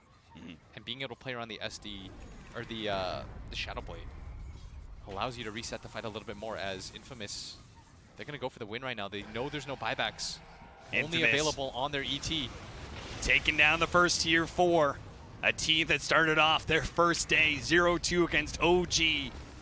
May just be able to find their first win of the tournament by bringing down Navi in this first game, but it's going to take a lot of discipline. Here's Blizzy trying to make the initiation, tries to go for Hector. Crystallize follows that up, immediately going for the back line, but Stinger protects himself with a Gold Scepter. Crystallize still has that Aeon Disc. A False Promise is going to be used on him. They try and go for the control as best as possible. How much can this heal do for him? They actually managed to kill Schofield. He had no buyback as well. They're doing a ton of damage to Crystallize, and it will be enough. He will pop. The regen wasn't good enough for him. He doesn't have a buyback either. Zai's going to fall as well. He does have a buyback. They have to be able to deal with Magical, though. Magical can still output the damage to slow down Infamous and keep them from finishing up this throne. It's a 4 versus 4. There's no RP, though. This is their best They opportunity. will be They're able to all make in. their initiation, but he had an Aeon Disc. Meanwhile, the rest of the team's just hitting out the throne. Hector says, damn it, we're not going for heroes, we're going for buildings. It's already down to half health. It's falling fast, and they can't stop it. Navi call it like that. They say we can't stop this game any longer. We can't defend the throne. Infamous. They managed to persevere through so much of that game. They lost control of some of the early laning phase. They're faced up against a Broodmother out. They said it's fine. We're just going to keep farming. They had some fights that just didn't go right for them. They said it's fine. We'll just be able to keep trucking. I mean, the Navi trying to end the game, and Chris Luck's like, I got this, guys. I'm just going to go in and out, in and That out. I'm guerrilla going to rack up warfare. some stacks. And special shout out to Stinger at the end there. He understood his position. He's like, they're all going to go for... They know that the other 3 cores have buyback. So Yeah. I'm going to be the target there. He Yep. got all of his abilities off. They continue to try to go for him. He force-stops himself outside the base on the low ground, catches the Alk with the ulti so that he can't reset himself. Yep. Then they have to continue to go on him. Blizzy then commits for him, dies for that. And all of a sudden, unwinnable situation. Even though it was already pretty difficult for Navi to come Yeah. back, he sort of just put the stamp on that. Infamous... I felt like they were going to win this entire game, and my heart was just like, what are they doing? Like, they just kept going for it. But it's that sort of Yeah. flair that also kept them in the game. Oh, absolutely. Chris Luck pushed that as far as he could with that Slark. The balls of them when they showed the Lifestealer bottom, and Navi, being the disciplined team that they are, said this is our best opportunity to go for a fight. They make their initiation on, who was it, Stinger? I think they caught the Shadow Demon. Blizzy, Bro strikes him, and Chris Luck goes, we're not in trouble. This is an opportunity. I'm going to position myself where I know they're going to be funneling themselves in, and I'm actually going to get the pick off on this Elder Titan who's just trying to run in and help Blizzy get these pickoffs. He actually sees that as an opportunity. A 4 versus 5 is an opportunity for me to get kills right now. And you know what the weird part is? I feel like for the most part, Navi played this game pretty well. Yeah. The only outstanding mistakes that I saw were the bottom ones where Magical died. But, I mean, he finished 17-5 in this game. And I actually don't think they played with enough, like, bravado like Infamous did. Yeah. There were a few situations where I felt like they could have just all-in themselves. But they were playing so disciplined that at some point I felt like it hurt them. But, I mean, I can't really fault either team. This was just an entertaining game, which is what we really want. It's Infamous. Even though they get last pick, I can't believe they got last pick. They got last pick Brooded, and we're their counter like, was they don't have a Slark lane mid. matchup against it. Slark loses his tower at like 6 minutes. They got Brood out. Yeah. And they still, oh man. And they stay true to their strategy, right? They stayed true to their strategy. They're like, we've got this Magnus. He got him power. We're going to let Hector. We're going to let Chris Luck. They're going to farm up. They're going to carry this game. The Centaur stuns. I And forgot they about did those. it, the Centaur Oh, the stun. Centaur stuns. There's so many moments in this game, and that is just game 1 of this series. So we are going to take a break. It was a long 63-minute game. We're going to take a break and come back with game 2 of Navi versus Infamous.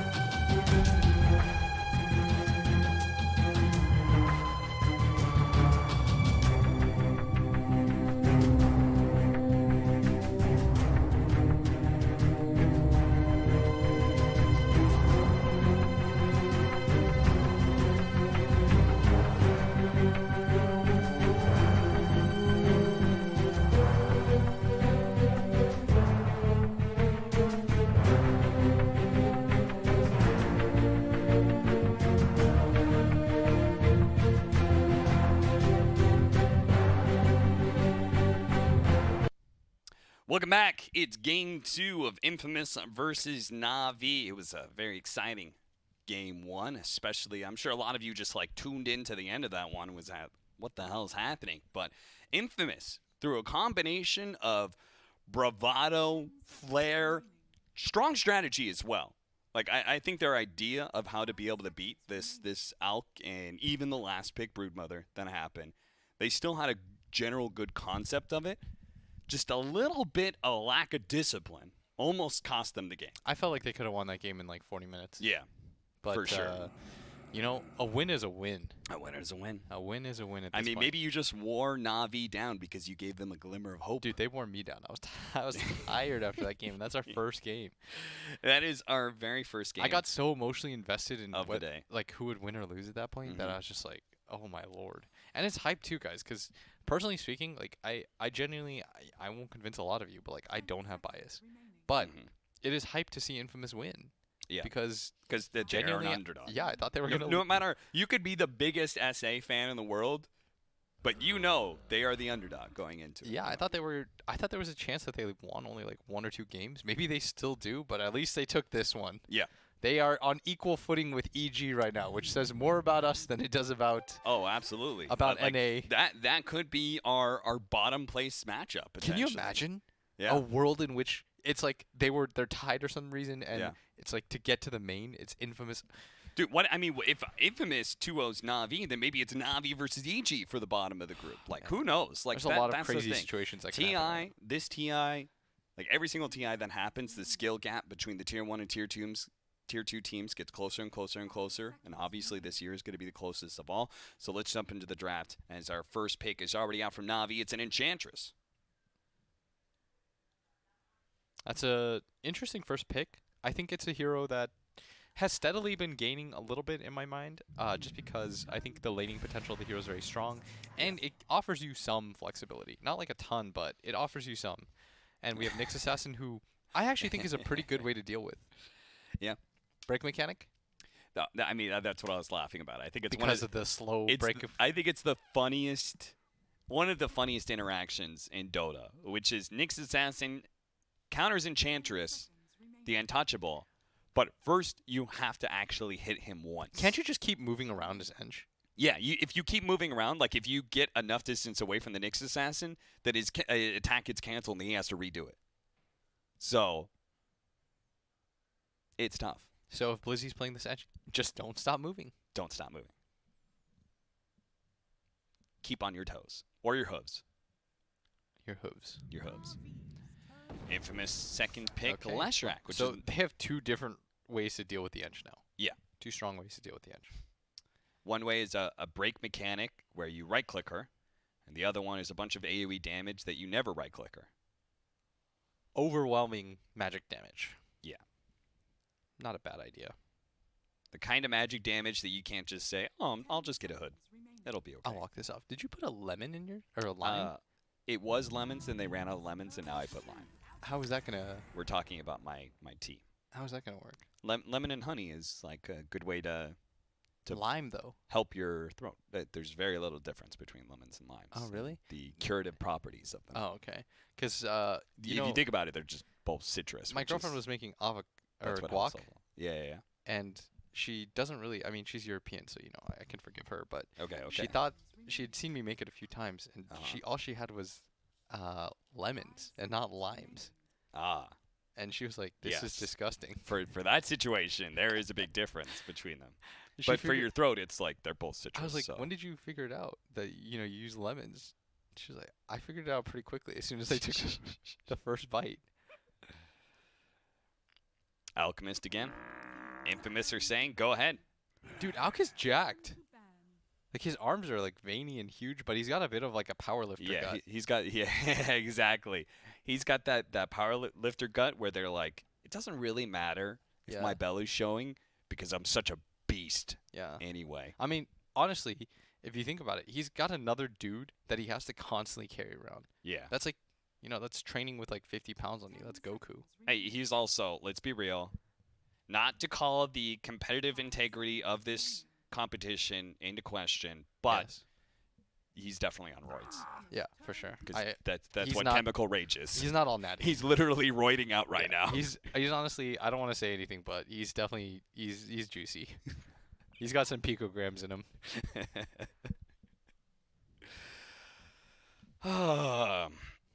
Sub bans. This time, there's no Slark, no Ancient Apparition.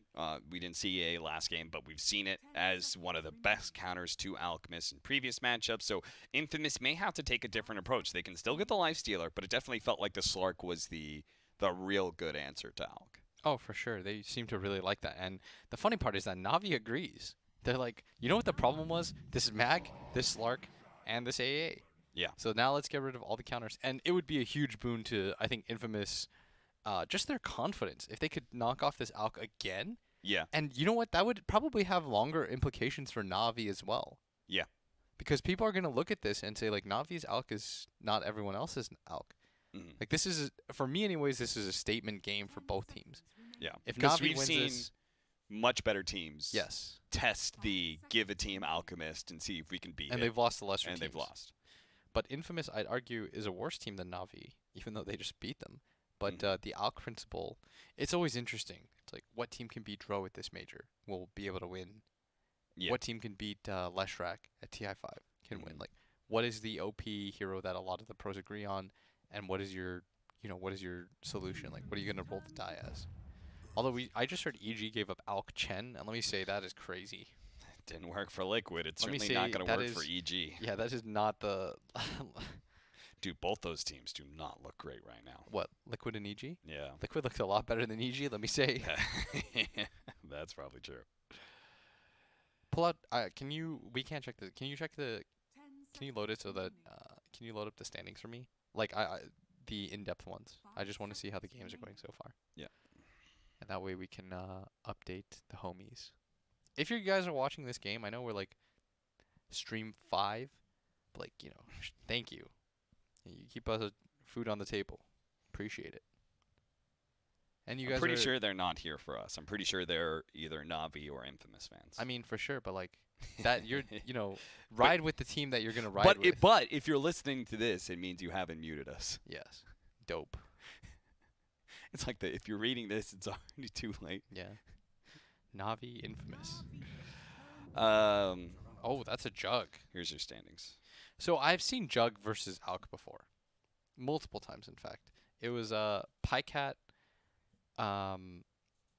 Pycat would run it a few times when he was on, I can't even remember what Alliance? team. Maybe NIP or something.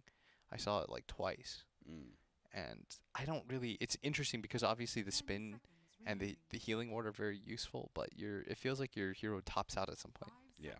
But we'll see. Okay, so would you like to know what's happened today? Sure. Wait, hold on. Where's the in-depth? Just give me a second. They just don't seem to show the in-depth on this page. I thought it was this page. It usually is, but for TI, for whatever reason. Group stage. Yeah, I'll that's click probably group why. stage. They probably have just a... Okay, so as of today, guys, we're going to update you on how everything is gone, and then we will give you the updated standings, hopefully. So, if you aren't looking for spoilers, you're just looking for this specific game, here's where you earmuff it. I'm going to give you a 5-second window. 3, 2, 1. Dazzle! So, Vici has taken a game off VP. EG apparently got obliterated by OG by giving them Alch Chen. NIP have beaten Fnatic, which maybe means that EG is just a lot weaker than we thought, Yeah. Oh, yeah. judging by how the other teams that they've played against so far have looked. Yeah, honestly, the Fnatic outcome, I don't think... Like, I didn't walk away from that thinking, oh, maybe Fnatic's better than I thought. Yeah, I didn't think know? so either. And then, so far in the overall standings, if we're just going to take a look at those, in Group A, Secret, of course, they're in such a good spot. The bottom two teams that you guys want to know about are Alliance, Chaos, and just above that is Liquid. Very scary for them. Yeah.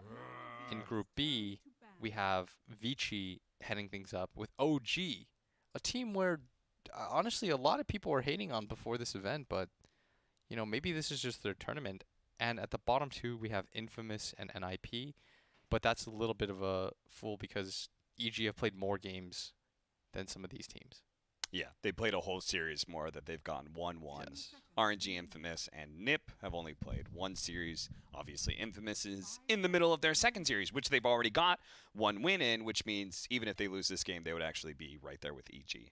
I think they'd be ahead because they played one series less. Even if EG win.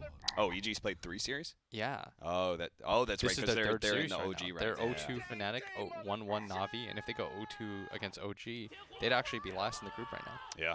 by like a full series, which is incredible to think about. As Dazzle Warlock, a pretty passive. Okay, so the one thing about Navi's drafts, it feels like they really love the save.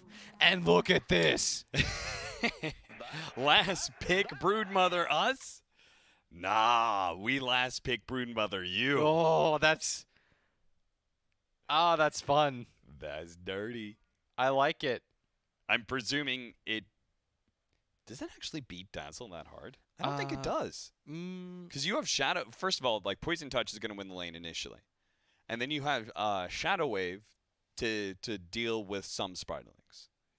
Like, I think you actually have enough to that Brood won't be able to just If you run just you get over. like webbed and spidered on though, don't you just die? I Maybe. mean, I don't see Brood lose a lot of aside from Kunkka. I mean, I could see him. I could see the Broodmother dying early though. You've got Earth Okay. Spirit plus Dazzle Poison Touch. Like that is a really potent combo. You're gonna need Zayas to do a lot this game. Okay. But as I was saying, Navi seem to really like the save with Alk. You know, they drafted the Oracle. This time they have the Dazzle plus the Warlock. Yep. It feels like they like that mechanic. I think they are treating this Alk as like a true one this game. Mm-hmm. Last time they had some soft measures. This time they're all inning for it. They've got 3 heals plus an Alk. That's a lot of heals. It's a lot of heals. It's a lot of supporting cast. They do have a secondary damage dealer, much like they had with. Do you I think you always want a secondary damage dealer when you have Yes. Alk, right? The So- other thing too that there's 2 ways to run Alk. Uh-huh. It's either you make him this overwhelming force, like you pick a Beastmaster with him, and then just like he has the aura plus Solar Crest, Right. or you treat him as if like he's any other carry, Mm. where you pick a lot of stuns around him so that he can just continue the team fight. Yep. But in this regard, they just decided to treat him as like the, like the power buff raid boss. I guess Magical then has to go the Crest. I feel like Solar Crest makes this hero like even better. It speeds up the Oh, timing yeah. even more. Yeah. It gives him a nice armor buff, which I think is really good for him. The offensive use of Solar Crest is obviously incredible for Alchemist. He already has his minus armor. He has a physical damage nuke, a physical or unstable concoction. Don't die, my darlings. Half-two-legged abomination. You know, part of this is I always like to see is I think it's kind of cool, the hero chat wheel lines, because it goes to show how much that player has practiced this hero in their pubs. Like if When you they s- have 'em all? Yeah, you see the level 25, you're like, all right, this Do you have any 25s? guy's spamming it. No, I don't either. You Neither. would think I would have it with Storm, but I'm only 14. I am close. I think I'm level 20 or 21 on Pango. Dude, you're more of a hero spammer than I am. I also play more games than you though. That's true. But I'm trying to catch up, dude. Yeah, I'm actually trying to grind Dota like a lot more. yeah. I just needed a break from being terrible at the game. I mean, I think the cool part about the new matchmaking system is that like I'm excited to like be able to grind together with people. You know, Yeah. I mean not you. Dude, I'm a sick Like player. me, you can hit me up when you're back to 6K. But, I think no, I lost a lot recently. oh, did you? Yeah. Dude, honestly, this new matchmaking system, the minus 40 plus 10, I've almost lost my 6K.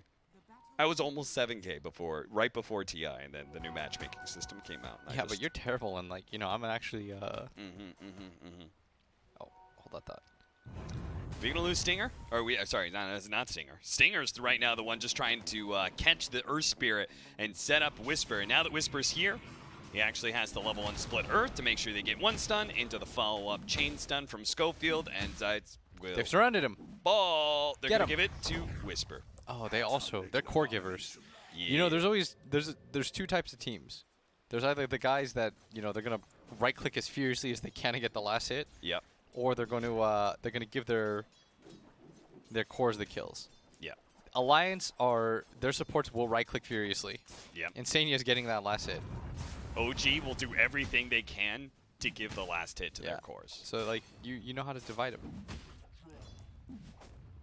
Secret, Yapsor's taking the last hit with Fate Bolt every time. Yes. He's a Fate Bolter.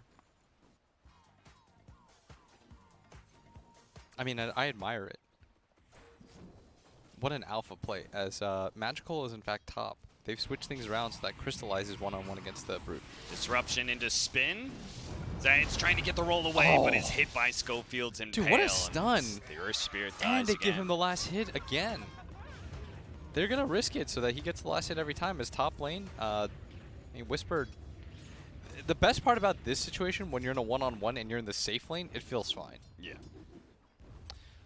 Magical, though, you know, he's been relegated. They're like, okay, this is not a good lane for you. See, they agreed with me, man. I was like, doesn't Apparently. Brood just die? Or doesn't Brood just kill the Dazzle? Like, pretty easily, too.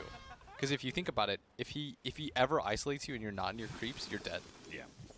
And you can't stop him from farming, and you don't pressure his tower. I think is like the two things that make Brood okay to deal with. Either you can kill his spiders really easily, or you can pressure his tower.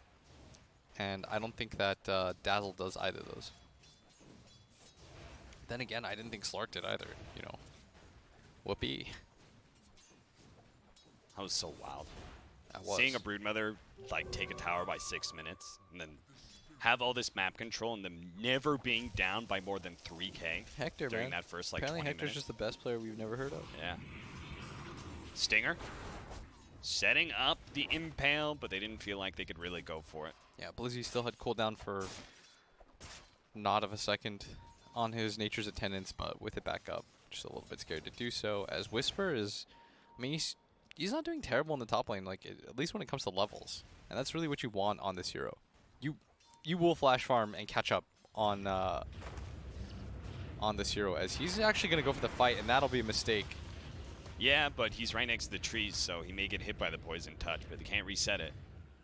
Never fight against Dazzle. I mean, this is a lane that even though it's like annoying, it should be kind of okay for him, just because they shouldn't be able to kill him. Who's right? the one that strums the guitar in like a really cool way? Is it Air Spirit? That has like no, that he riff? He rides his stick. Yeah, that's like a what, but surfer. it plays the Oh yeah, it plays a little bit of a surfer jam. little I really like that. That might be my favorite. As Whisper is non-stop spamming the disco.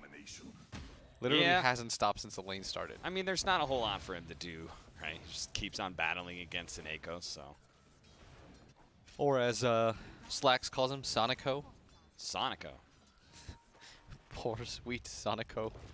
Blizzy activates the Nature's Attendance, and Schofield is going to be able to hit the stun, but this heal over time is going to be able to match that Blade Fury, and that's not enough dead. damage, and Schofield's going to be the one who dies instead if he does get hit by Zayance one more time, but he won't. He has the boots to be able to counteract that Orb of Venom, dodges the roll-in, and Schofield's fine, and he laughs his way to safety. Meanwhile, over the top lane, Whisper trying to get the kill on Seneko, activates the Fairy Fire, but it's not enough to live. I think And he's he getting does die. frustrated. Yeah. This lane's not fun to be in right now. The bottom lane, they made the classic mistake of thinking Ench was a killable hero. Yeah, dude. It's not. They just max out. You think like, oh, we don't have. Oh, what? What happened? Dude, I caught so many kills in game one. I mean, missed, like, I can't one of blame you them, for but, that. like, what? All right, well, Crystalline's just turned around on a gank, killed the Broodmother, With no stun. and killed he killed the Nyx Assassin, right? Now he has level 6. Dude, fighting Alchemist under Acid Spray is actually so hard. Yeah, but you had to stand under it to die. Yeah. Whisper's gonna die here. At the same time, they do manage to kill the Earth Spirit again, but Hector's gonna get traded out for it. So this time around, the Juggernaut doesn't just easily run around getting a kill. This is Blizzy's having a great game. I mean, everyone on Navi is having a great game. Yeah, this is. Infamous did have a rough laning phase last time too. Yeah, but it was a little bit different. No one got solo killed like this. Yeah. Crystallize actually just got a walk in for free double kill on a core and a support. And not like a super under farm support either. Like this guy has boots. It's funny, they did that gank when it's like, oh, he's about to get level 6, like, let's kill him while he's still 5. And then that just actually sped up Crystallizes timing, and now he's level 7. Dude, his timing is insane now. As he's going to pop the ult, does not care now about Schofield's presence at all. They just can't do enough damage to him. So last game he got the Radiance around 11 minutes. With that bonus, we'll see if it speeds that timer up a little bit more. Plus the fact that he's a successful mid lane, is that better for Alk than safe lane? Right? Just yeah. because the experience. The levels, man. What is happening? Dude, people are just dying. I feel like Jug was unkillable. Yeah. Apparently not. And Seneko, well, he's definitely killable. His heal is actually doing him a lot of work, but eventually they should be able to run him down. This damage over time, bit by bit, is being counteracted by the Shadow Word, and Whisper's actually taking so much damage to roll in. They Fatal Bonded as well. They could be in big time trouble. Whisper's Fatal Bond's actually killing dead. both of them. The two-man stun, he gets out the stun to follow it up, but Whisper is dead.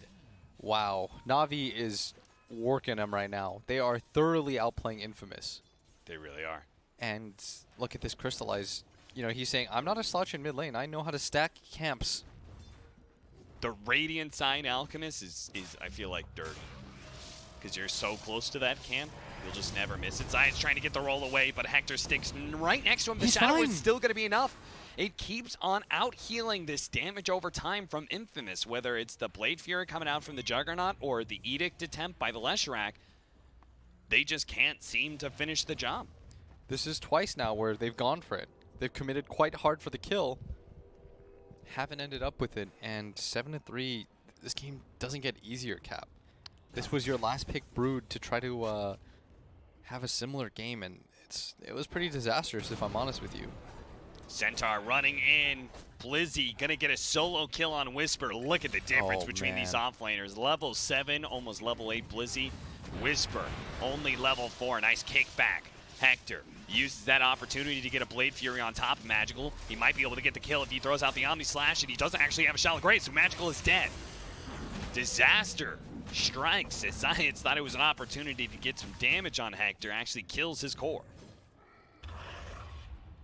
And look at this. He's coming to steal the stack right now on the Brood. Take you the need sack, to do stuff but he's like gonna this. get rolled on. They do have the Acid Spray. That's gonna be able to take so many Spiderlings. That actually, experience-wise, probably wasn't as good, but gold-wise, it was probably still worth it for Crystallize. And the SD Stinger comes in trying to actually kill up these creeps. And did he pop it in time?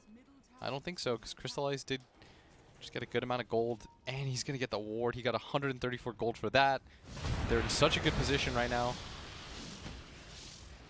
Hector again being gone on by this Earth Spirit. They just keep on putting the pressure there because they know they've got this nice one-on-one bottom lane that is going to go well for them. And Crystallize is 1v1ing mid. It's going to have a very fast Radiance at this rate. Looks like another round where the 10-minute bounties will finish up the Radiance for him. This is such a good timing. He got it at like 11 last game, and I thought that was fast considering he had absolute free farm. Yeah. And because he had a tri-lane devoted to him, and this game might even be quicker. Plus he went Soul Ring, so like he had to expend even more money, where he just went Bracer last time. It's like he's going to be in a sweet position right now. More or less has it. Dude, he might even get it before the bounty runes. What happened to people not going the unstable concoction? Cool. Oh, roll down. But there is going to be the healing ward. Hector micros it pretty nicely. It still dies to Magical, but at least he got away from the Earth Spirit. Got a few more seconds. I think it's because you just want to rate boss it now. Yeah. And like hit buildings, and yeah, he got it before the 10-minute mark. Dead again. Like this Edict is so bad in this game for him because he's dealing with Enchant, where this Enchantress has all these extra creeps to be able to tank it up. The Shadow Word was super effective. And it looks like Stinger is still going to die as well at bottom, so that's a double kill for them. They're going to get Bounty the bounties. runes. That was 3 for Navi. Did I count that up right? No, 2 for 2. 2 for 2, but you know what the wild part is? It didn't matter because Crystallize had the Radiance before. He got it at 9:48. Damn. That is a timing cap. That is a timing indeed.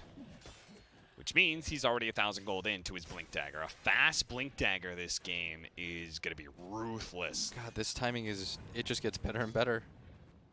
If you're a Navi fan, your emotions, you got to be pretty happy right now. Yeah, absolutely. They're so far the kings of 1-1. But that'll sneak you in. Yes. Yes, it will. Whisper going to be spotted by Blizzy here. Activates the Diabolic Edict. This heal over time is counteracting. They will manage to hit the Impale. That'll be enough. They're going to drop everything they have, though. The Warlock Golem trying to counteract as much as possible, but Earth Spirit still being damaged by the Blade Fury. Now just the Omni Slash going over to him, but it's 6 on the Golem instead. Now he's left exposed as Crystallize sees the opportunity to TP in with the Unstable Concoction to kill the enemy court carry. And Hector's trying to do whatever he can, but look at that. They're TP just in out from Earth Spirit. such a rough position right now. Trying to kill Seneko with the Soul Catcher, helping this burst damage, but do they? It's going to be a little bit close. They're going to go for the third poison. Seneko's actually fine, especially with the heal from Dazzle. Oh, look at that body block. Stinger's fine, though. We just appreciate little moments like that, as Yeah. the mid tower is taken by the Brood. That's good. And funny enough, his build is completely different than the one we saw last game. As the roll-in comes, doesn't have mana to kick for the slow. Can he get out of vision? He's got to get away from these impetus shots, and he does. Look at his spider legs. Just panicking. And he's going to back himself out. In fact, going for the Midas into the Aghanims. He's playing for that level 20 talent right now, Cap. Yeah. You think this is a game where he's going to have to play a little bit more split push Gorilla style? Like yeah. that's what the Midas Axe build is, right? Is you're just controlling the map, running around, dodging I think it's fights. really hard for him to fight. Yeah. Hey, bottom lane, Whisper's dead. Thank you for the update. I've said that. I've said that 6 times this game in 12 minutes. Yeah, I mean, Whisper had a rough game 1 too. Like he came in the clutch in some of the late game situations, but Cap, they're gonna deathball it. yeah, they're deathballing real hard right now. They have this Dazzle with a Necrobook. Yeah. He is gonna be strong. I would like somebody on their team to go Solar Crest this game. I don't know. Well, he doesn't have to, like, he can do the classic Dazzle core thing where he only goes Necrobook 1 and then goes back for the Solar Crest. I feel like Solar Crest has a lot of value in this game. Yeah. Especially with this Blink Dagger and Crystallize, they can be able to burst down Crystallock some of these times. If not, they can at least kill some Spiderlings. He wants to burn them. It's Rack kind it of rough up. to think about. Poor spiders. What poor spider? Dude, I hate spiders. Spiders are great. They help, you know, they're just homies. Dude, I know they eat bugs and stuff, but that doesn't stop me from hating them because they're gross and creepy and weird. They're useful. That doesn't change the fact that they're gross, creepy, and weird. No. Opposite day.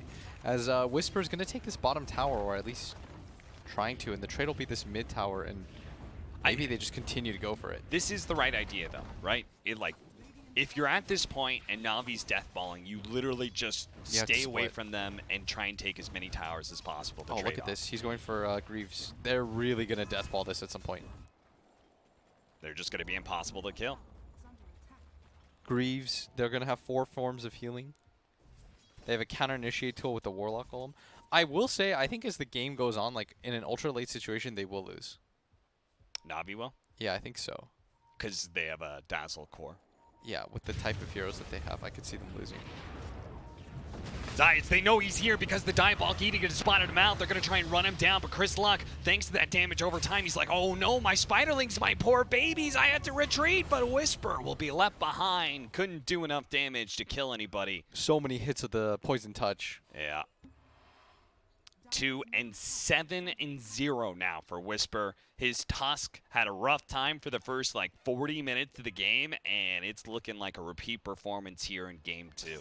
Yeah, and we saw this sort of dominant start from Navi in the last game. So, you know, they should try to reset themselves, continue to stay a little bit more disciplined. But it's a little bit of a different situation because of the solo kill. 15-minute bounties, they're going to hit the Impale, making sure that was smart from Schofield. He could have gotten greedy and gone for the Vendetta hit, but better to make sure that bounty rune is not picked up for the Alchemist line. And this is the least amount of farm that I've ever seen Hector have. Only has 100 CS right now. Navi have done such a good job of just choking out the farm.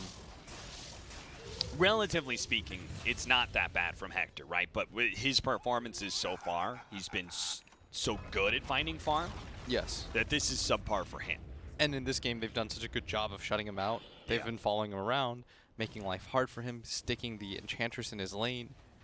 They've done a very good job. Navi, Blizzy. they're going to go for the smoke here. They want to continue to play aggressive with this Alk. He's got BKB too. He's hit the next tier timing. He almost has the AC already on top of that. I mean, this guy is an absolute fiend right now with that gold. Just the little things, turning Dude, off his radiance. you know this as they happened move last the game smoke too? around. Crystallize, they did this exact smoke. He found an illusion.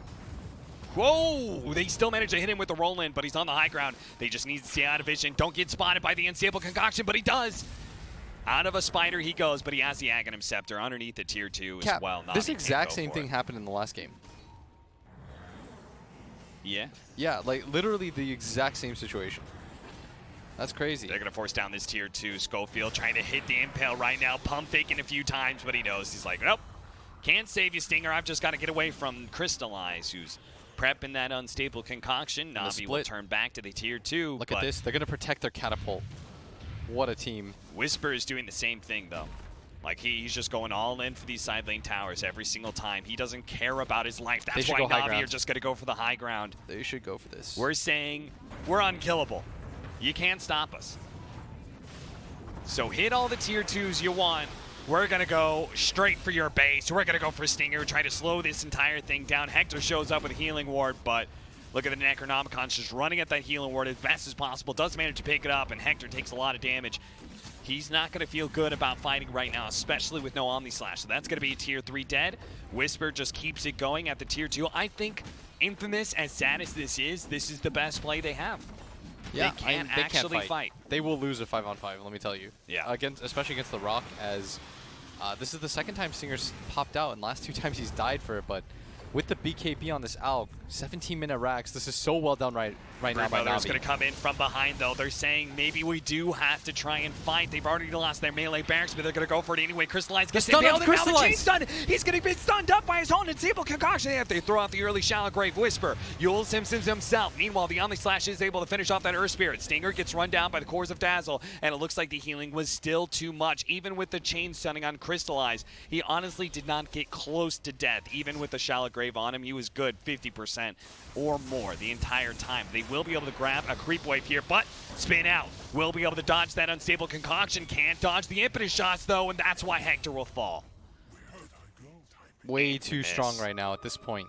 I mean, what was the point of fighting when you've already given up the they've melee lost barracks? racks. It's always weird when things like that happen, when teams decide to go for the fight after the fact, as we see Crystallize. He's loading up the stun right now. He knows. Won't spot him, though.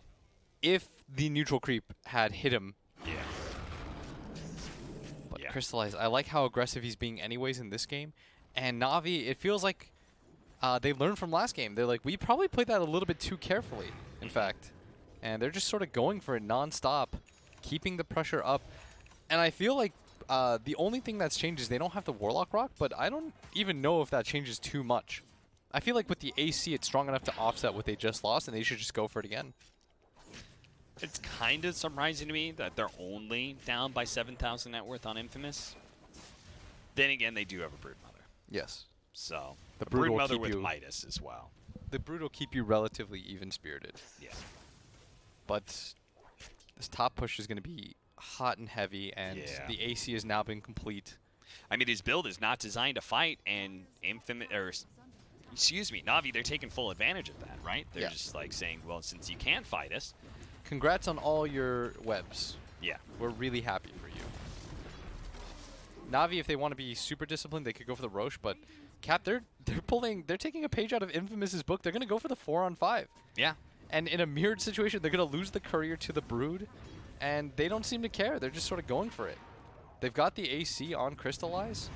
They're saying this is enough right now. The backline going to get assaulted. The stun. They're not going to be able to get the BKB off. Crystallize feels fine. He's going to go for the Chemical Rage, but that's why Chris Luck is going for Sineko. Will be able to take him down with Stinger, as well as, the roll in. That's going to be, unfortunately, Schofield going down. Magical does get stunned. He's not going to be able to get the TP away. Magical will fall to the Spiderlings here, even as Crystallize tries to save him. And at least we'll be able to get some spiders on his way out. They have to cut the creep wave. Dude, the BKB Brood's a beast. And bottom lane's in trouble. They actually need to be able to go back, defend this tier 3. Hector needs to make sure he doesn't get stunned into the silence, though. He's going to be in a bit of trouble, but there's just not enough coming out from Zion so that they will be able to TP out. Like 100 health, if that. Okay, so the BKB Brood, we definitely underrated that. That is strong. So we're going to see again, you just see Chris Luck skip his way towards the backline. Seneko without that Warlock Rock has no way to defend himself, and Magical wanted to save the Grave, it looked like, just for himself. But I mean, he was able to just 1v3 there in the backline. Kind of crazy that, like, Infamous could have fought 4 versus 5, but instead they left Hector at bottom lane and took the fight 4 versus 4. Yes. Navi this time, they're like, we gotta just go for it, and it almost cost them a pretty big fight, but yeah, goes relatively even. Of course, they don't have Blizzy there, who's okay going for the full-on carry build, let me just say. Blitz. What's up? Level 20 Broodmother. He's finally online with his real split push threat. And he's in the split push position right now. They've got to go back after this. Well, are they even? They're being delayed a lot by Stinger right now. The disruption going out, they're going to try and roll out on the Earth Spirit. They will be able to kick him back into the pool. Really good play there. And Navi will clean up that kill, but they've been significantly delayed. And look what's happening to this bottom lane. They can't give up on this Rosh, but they cannot give up on this Rosh. The stun on the Crystallize. But Crystallize, he actually gets his TP canceled. That's why Infamous are going back into my it. lord. They're going to hit the tier 3s without the damage dealer of the Alchemist. They might just be able to fully commit. There it is, the Omni Slash instantly on his eyes, but it gets to roll away just in time. But the melee barracks isn't going to be able to survive. They're still in trouble. They could just spin out quite easily and be able to get away. Look at that, Infamous. Oh, they dropped the rock. They're going to be able to catch Hector still. They might go for Roshan themselves if the Brood had TP'd and doesn't have it, but they get raxed. Unbelievable. Infamous. I mean, the stun by Schofield was sick. On the Crystallize, Yeah. that alone probably saves them that rax. If he's able to get there. They're probably still going to get Roshan at this point, right? They need to go back in. But, I mean, Broodmother's everybody gonna go from again. Infamous is about to be alive. And they don't really want to leave this bottom area. No. Brood really needs a TP, is what she needs. Because I think what you want to do in this situation is actually force them back and get the Roshan yourself. Yeah. Because getting a range Rex at this point, I don't think really matters too much to Navi. Oh. You've already lost the melee. Yeah. Part of the reason he can't go and take the time to get a TP right, though, is he wants to keep this pressure to try and keep Navi away from that Roshan. Yeah, and in fact, he's going to bring Clarities to himself, but not the TP. Really? Yeah. Okay, he has to return it. Come on, man. Okay, he returned it so that he could get the Javelin and the Quarterstaff. TPs for noobs. You just get an Aghanim Scepter and run around the map really fast. That is so funny to me. Crystalline's going to stun himself. He actually turned around. He's like, the funniest part was he baited us so hard. He's like, oh, okay, I actually forgot something. They're like, all right, he's doing the right thing. I guess he can get to Roshan pretty quickly anyways. Yeah. I Like, sort of again, wanted the them Axe to makes go him for it. run so fast, but Yeah. they have full control of that Roshan pit area now because these Alchemists, the only hero who can push out bottom lane by himself. Yes. And again, I will say that I didn't think it would even get to this point because I felt like Navi was just going to end the game. But if it does come to a late game situation, I do think Navi loses. Yo, shout out to Whisper, by the way. He's going to die again. But I think a lot of his deaths have been really acceptable for the space he's created. Yes.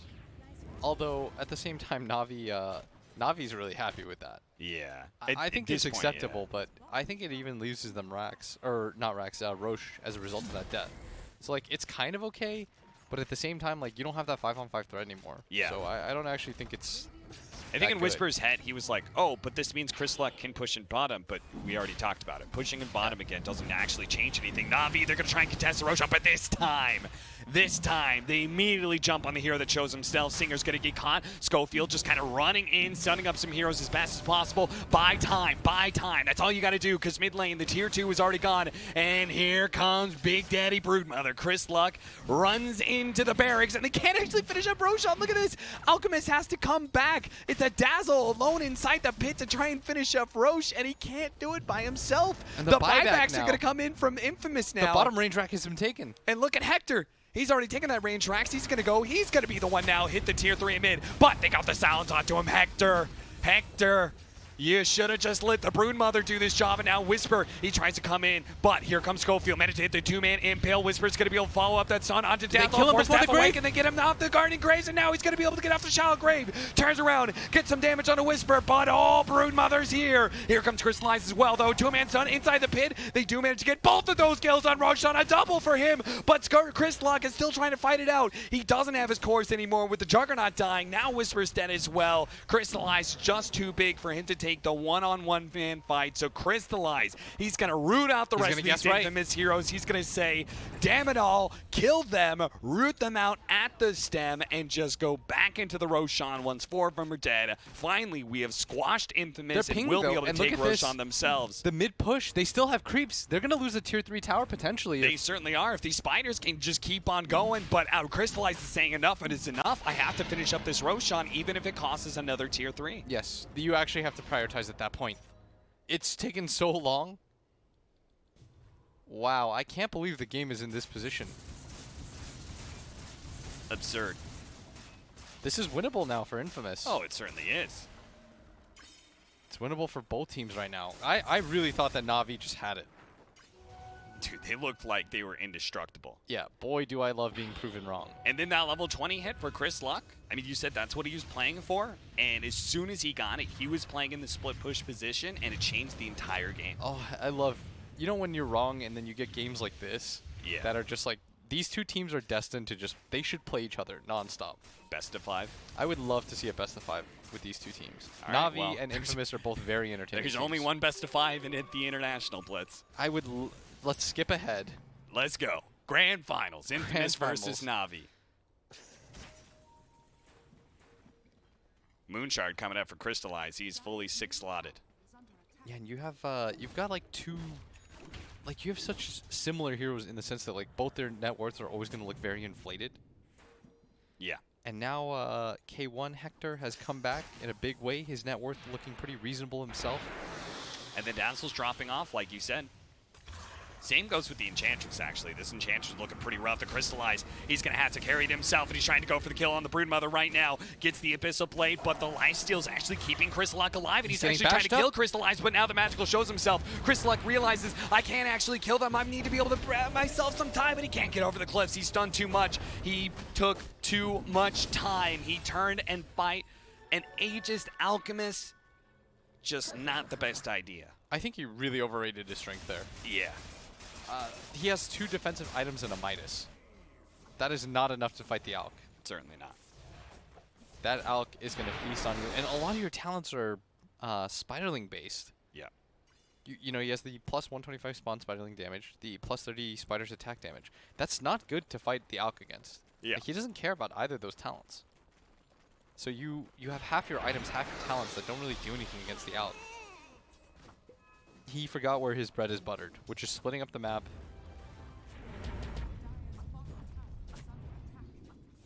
Tsunami.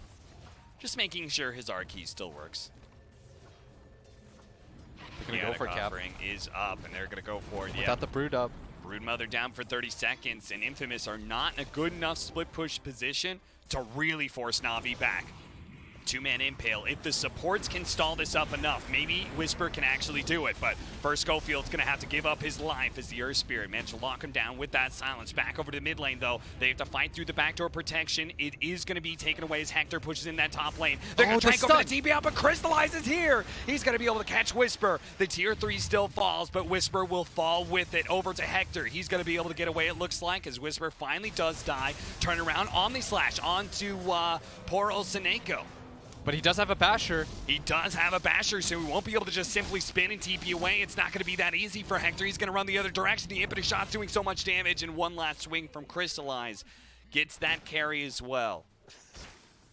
Infamous, the split push is what actually brought them back into this game, but now it's actually costing them too many pickoffs. Live by the sword, die by the sword at this point, Cap. Yeah. And this bottom bounty rune, if you're the Brood, you really want to take it. I mean, it feels like Navi are adapting to this faster and faster. Yes. The fact that they sent their Alk back and they were able to simultaneously retreat, that's a good move. Yeah. And the later into the game, getting the pick off on these split pushers and more effective because the death timer is long. Plus, they know that they still have their Aegis for a little bit. Yeah. So going for this push doesn't feel as bad. And you see on the other side of the map, the Brood pressuring the Shrine right now, trying to do whatever they can. They didn't even stop to get that bottom or the top bounty rune on their side. I mean, he's got to go for the melee racks, though, at this point, because this is a hefty push coming in from Navi, and he's got to find a way to stall it. They've already lost. At least Schofield Stinger does survive through that impetus shot. But he's already used a lot of his abilities. Crystallizes come back. Seneko was in trouble. The Spiderling's trying to finish him off. He gets the kill right before a fountain of explosion of gold over to the bottom lane. Now that they don't have Crystallized Whisper, feels like he can go for it, but he's slowly but surely being chipped away. The Bloodstoke is keeping alive. The healing ward was not going to be enough. Blizzy does manage to carry through this engagement, gets the kill on the enemy core, and they will stay in an offensive position here. They will hold this creep wave to Infamous's base while Crystallized makes sure that Chris Luck can't go for the split push again, but they can't really retreat so easily, and Hector's going to take advantage of that. He's going to be able to Blade Fury, staying on top of Zions. There's going to be the disruption on top of the shallow grave. That means he's not going anywhere. He's immediately going to be impaled up. Schofield trying to hit him with a thing. Dead. It doesn't get in front of him, though. A little bit of a spin away. Gem cap. He has the gem. He can't afford to lose this. Another rollout. He's going to be fine. If anything, Hector's got to be Crystallized. He's coming in. Taking so much damage. Crystallized, here it comes. He's got the Unstable Concoction. He's got the Abyssal Blade. Breaks through the Lincolns, though. Doesn't have the immediate stun. Can he get a bash? One swing. Not good enough. A second. Not good enough either. Crystallized does not chase down the Juggernaut, but it's back to the buildings. And Broodmother's feeling the pressure right now. He feels like he can't go to mid. He still doesn't have a has to TP. back up. He wants to be able to go back in the Omni Slash, going in and bounce over to Crystallized. Crystallized taking a lot of damage to Shalgrave. Will be able to buy him a little bit of time. The Brood is here finally. The Broodmother is finally here. He's going to fight with his team. And he takes down Crystallized. They do manage to get the stun onto the Dazzle. He's dead, and Blizzy left alone. Last time against a Juggernaut, he can win that fight, but Broodmother is too big for him. And same with Whisper. With this kind of backup, the damage is going to overwhelm Blizzy. He will fall as well. Infamous. They adapted this time. They're the ones to change up the game. Chris Luck forgets about split pushing and joins his team for a team fight. And I think the reason why he's not carrying a TP because he's assuming that he won't have webs in that area anyways, and he can just make his way across. I'd like to see him have it anyways, but this bottom fight, that was so lucky. How many times he got on top of Crystallized? Yeah. He just served up this kill for his Brood on a platter. Lucky for Navi, though, they didn't lose the gem, which would have been even bigger for them, but losing 3 heroes like that, they might actually be forced to use the buyback on the Alk, which then puts them in such a weird position. They're going to go for the top racks. Look at it just fall. It's going to fall so fast, and that's the way they've got to drop this Golem and see if they can deal with the Spiderlings. So Spiderlings actually kill the Golem They have no first. glyph cap. Oh, no You've got to buyback be forced into Crystallized. the buyback. It's only 25 seconds for his death timer, but 25 seconds is too long. Chris Luck, they got to force him back. He tries to go for the spike hair-based stun, and he gets it onto Crystallized. Now the disruption. The They're all in is for gonna the be dodged. Rex. They are going to try to all in for the Megas right now as Hector's trying to finish out that melee. He does manage to get it. Now the range, it's so low. Chris Luck goes back up to the top lane. He's to try and deal with Zyx right now. Pops his VKB. Buildings. That's what Chris Luck needs to go for. Range Rex. They're going to get it. Mid. Hector, he sees his opportunity. One swing is all it takes to be able to get the Megas, and no one from Infamous will get caught except for the Broodmother, who has his buyback. Infamous actually has Mega Creeps right now. They have Megas. They're up 5K. They're up against an Alchemist how is lineup. Navi losing this game? Infamous does it again.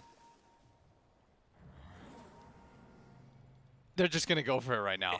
They have no Navi. other option. But they use the buyback with 20 seconds left. I actually think Crystallized had to use it earlier or not at all. Yes. He made the worst of the 2 decisions because by waiting in that position, he forces his team to go all in anyways because if he dies once the game just ends. Yeah. And he also put his team in a position where he wasn't up there fast enough where he could pressure the people hitting the racks. Yep.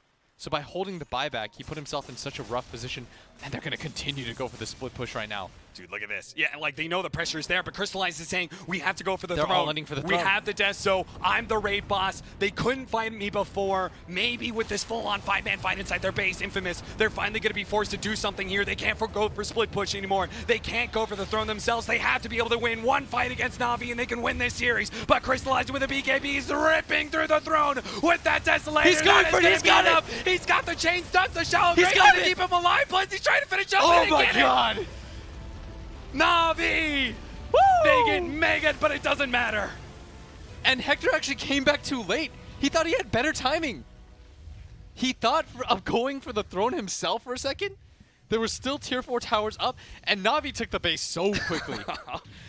Dude, the Deso choice by him, first of all inning into mid, him defending just long enough, and then Boots traveling to his team with the Desolator choice. That Desolator just destroyed those buildings. And they just, Infamous did not respect that. The raid boss, you said they're going to raid boss up in this Alchemist, and it looked like it was going to lose them the game because every single time they split pushed, if Crystallized left, Navi couldn't fight anymore. But in the end, it's what won them the game because they could just all in on mid, and they couldn't actually take them down. No hyperbole, this is the weirdest series I've ever casted, but it straight up, in that 2-game series, might have been the most entertaining 2 games that I've seen. Yeah. Like, individually speaking, the games were, like, great, but as a whole, in terms of, like, how everything worked out, I cannot believe that the game ended like that. Dude, both games, there was a moment where the team that won should have won earlier. Yes. And then the game gets weird. You could say maybe you guys have to go look at the graphs yourself. Yeah. It actually just, it does this. Can we go back to my screen and look at this graph? Because it's crazy. It's all over the place. This game was Navi's. You see that win probability. And then I thought for sure, I was like, wow, Infamous actually just outplayed Infamous them. did it. The They got game's the over. niggas. And then all of a sudden, Navi was like, nah. Jokes I'm on done you. with this. It felt like, they were just getting like mosquito bit like crazy. Yeah. Nonstop. Yeah. And then Navi was like, I'm done with this. Like, I'm actually They tired. brought out the Crystallized, sledgehammer, man. Crystallized is like, we're scorched earth. Go down this mid lane. I don't care about our base.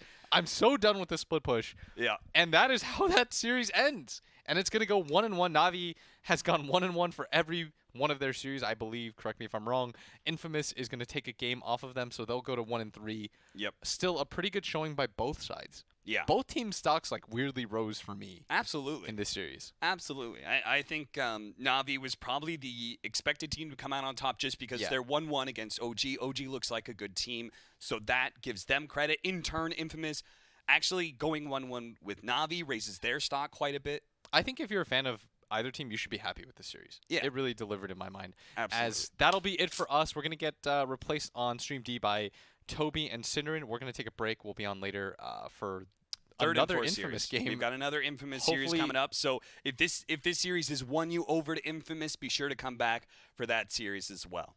Bye, guys.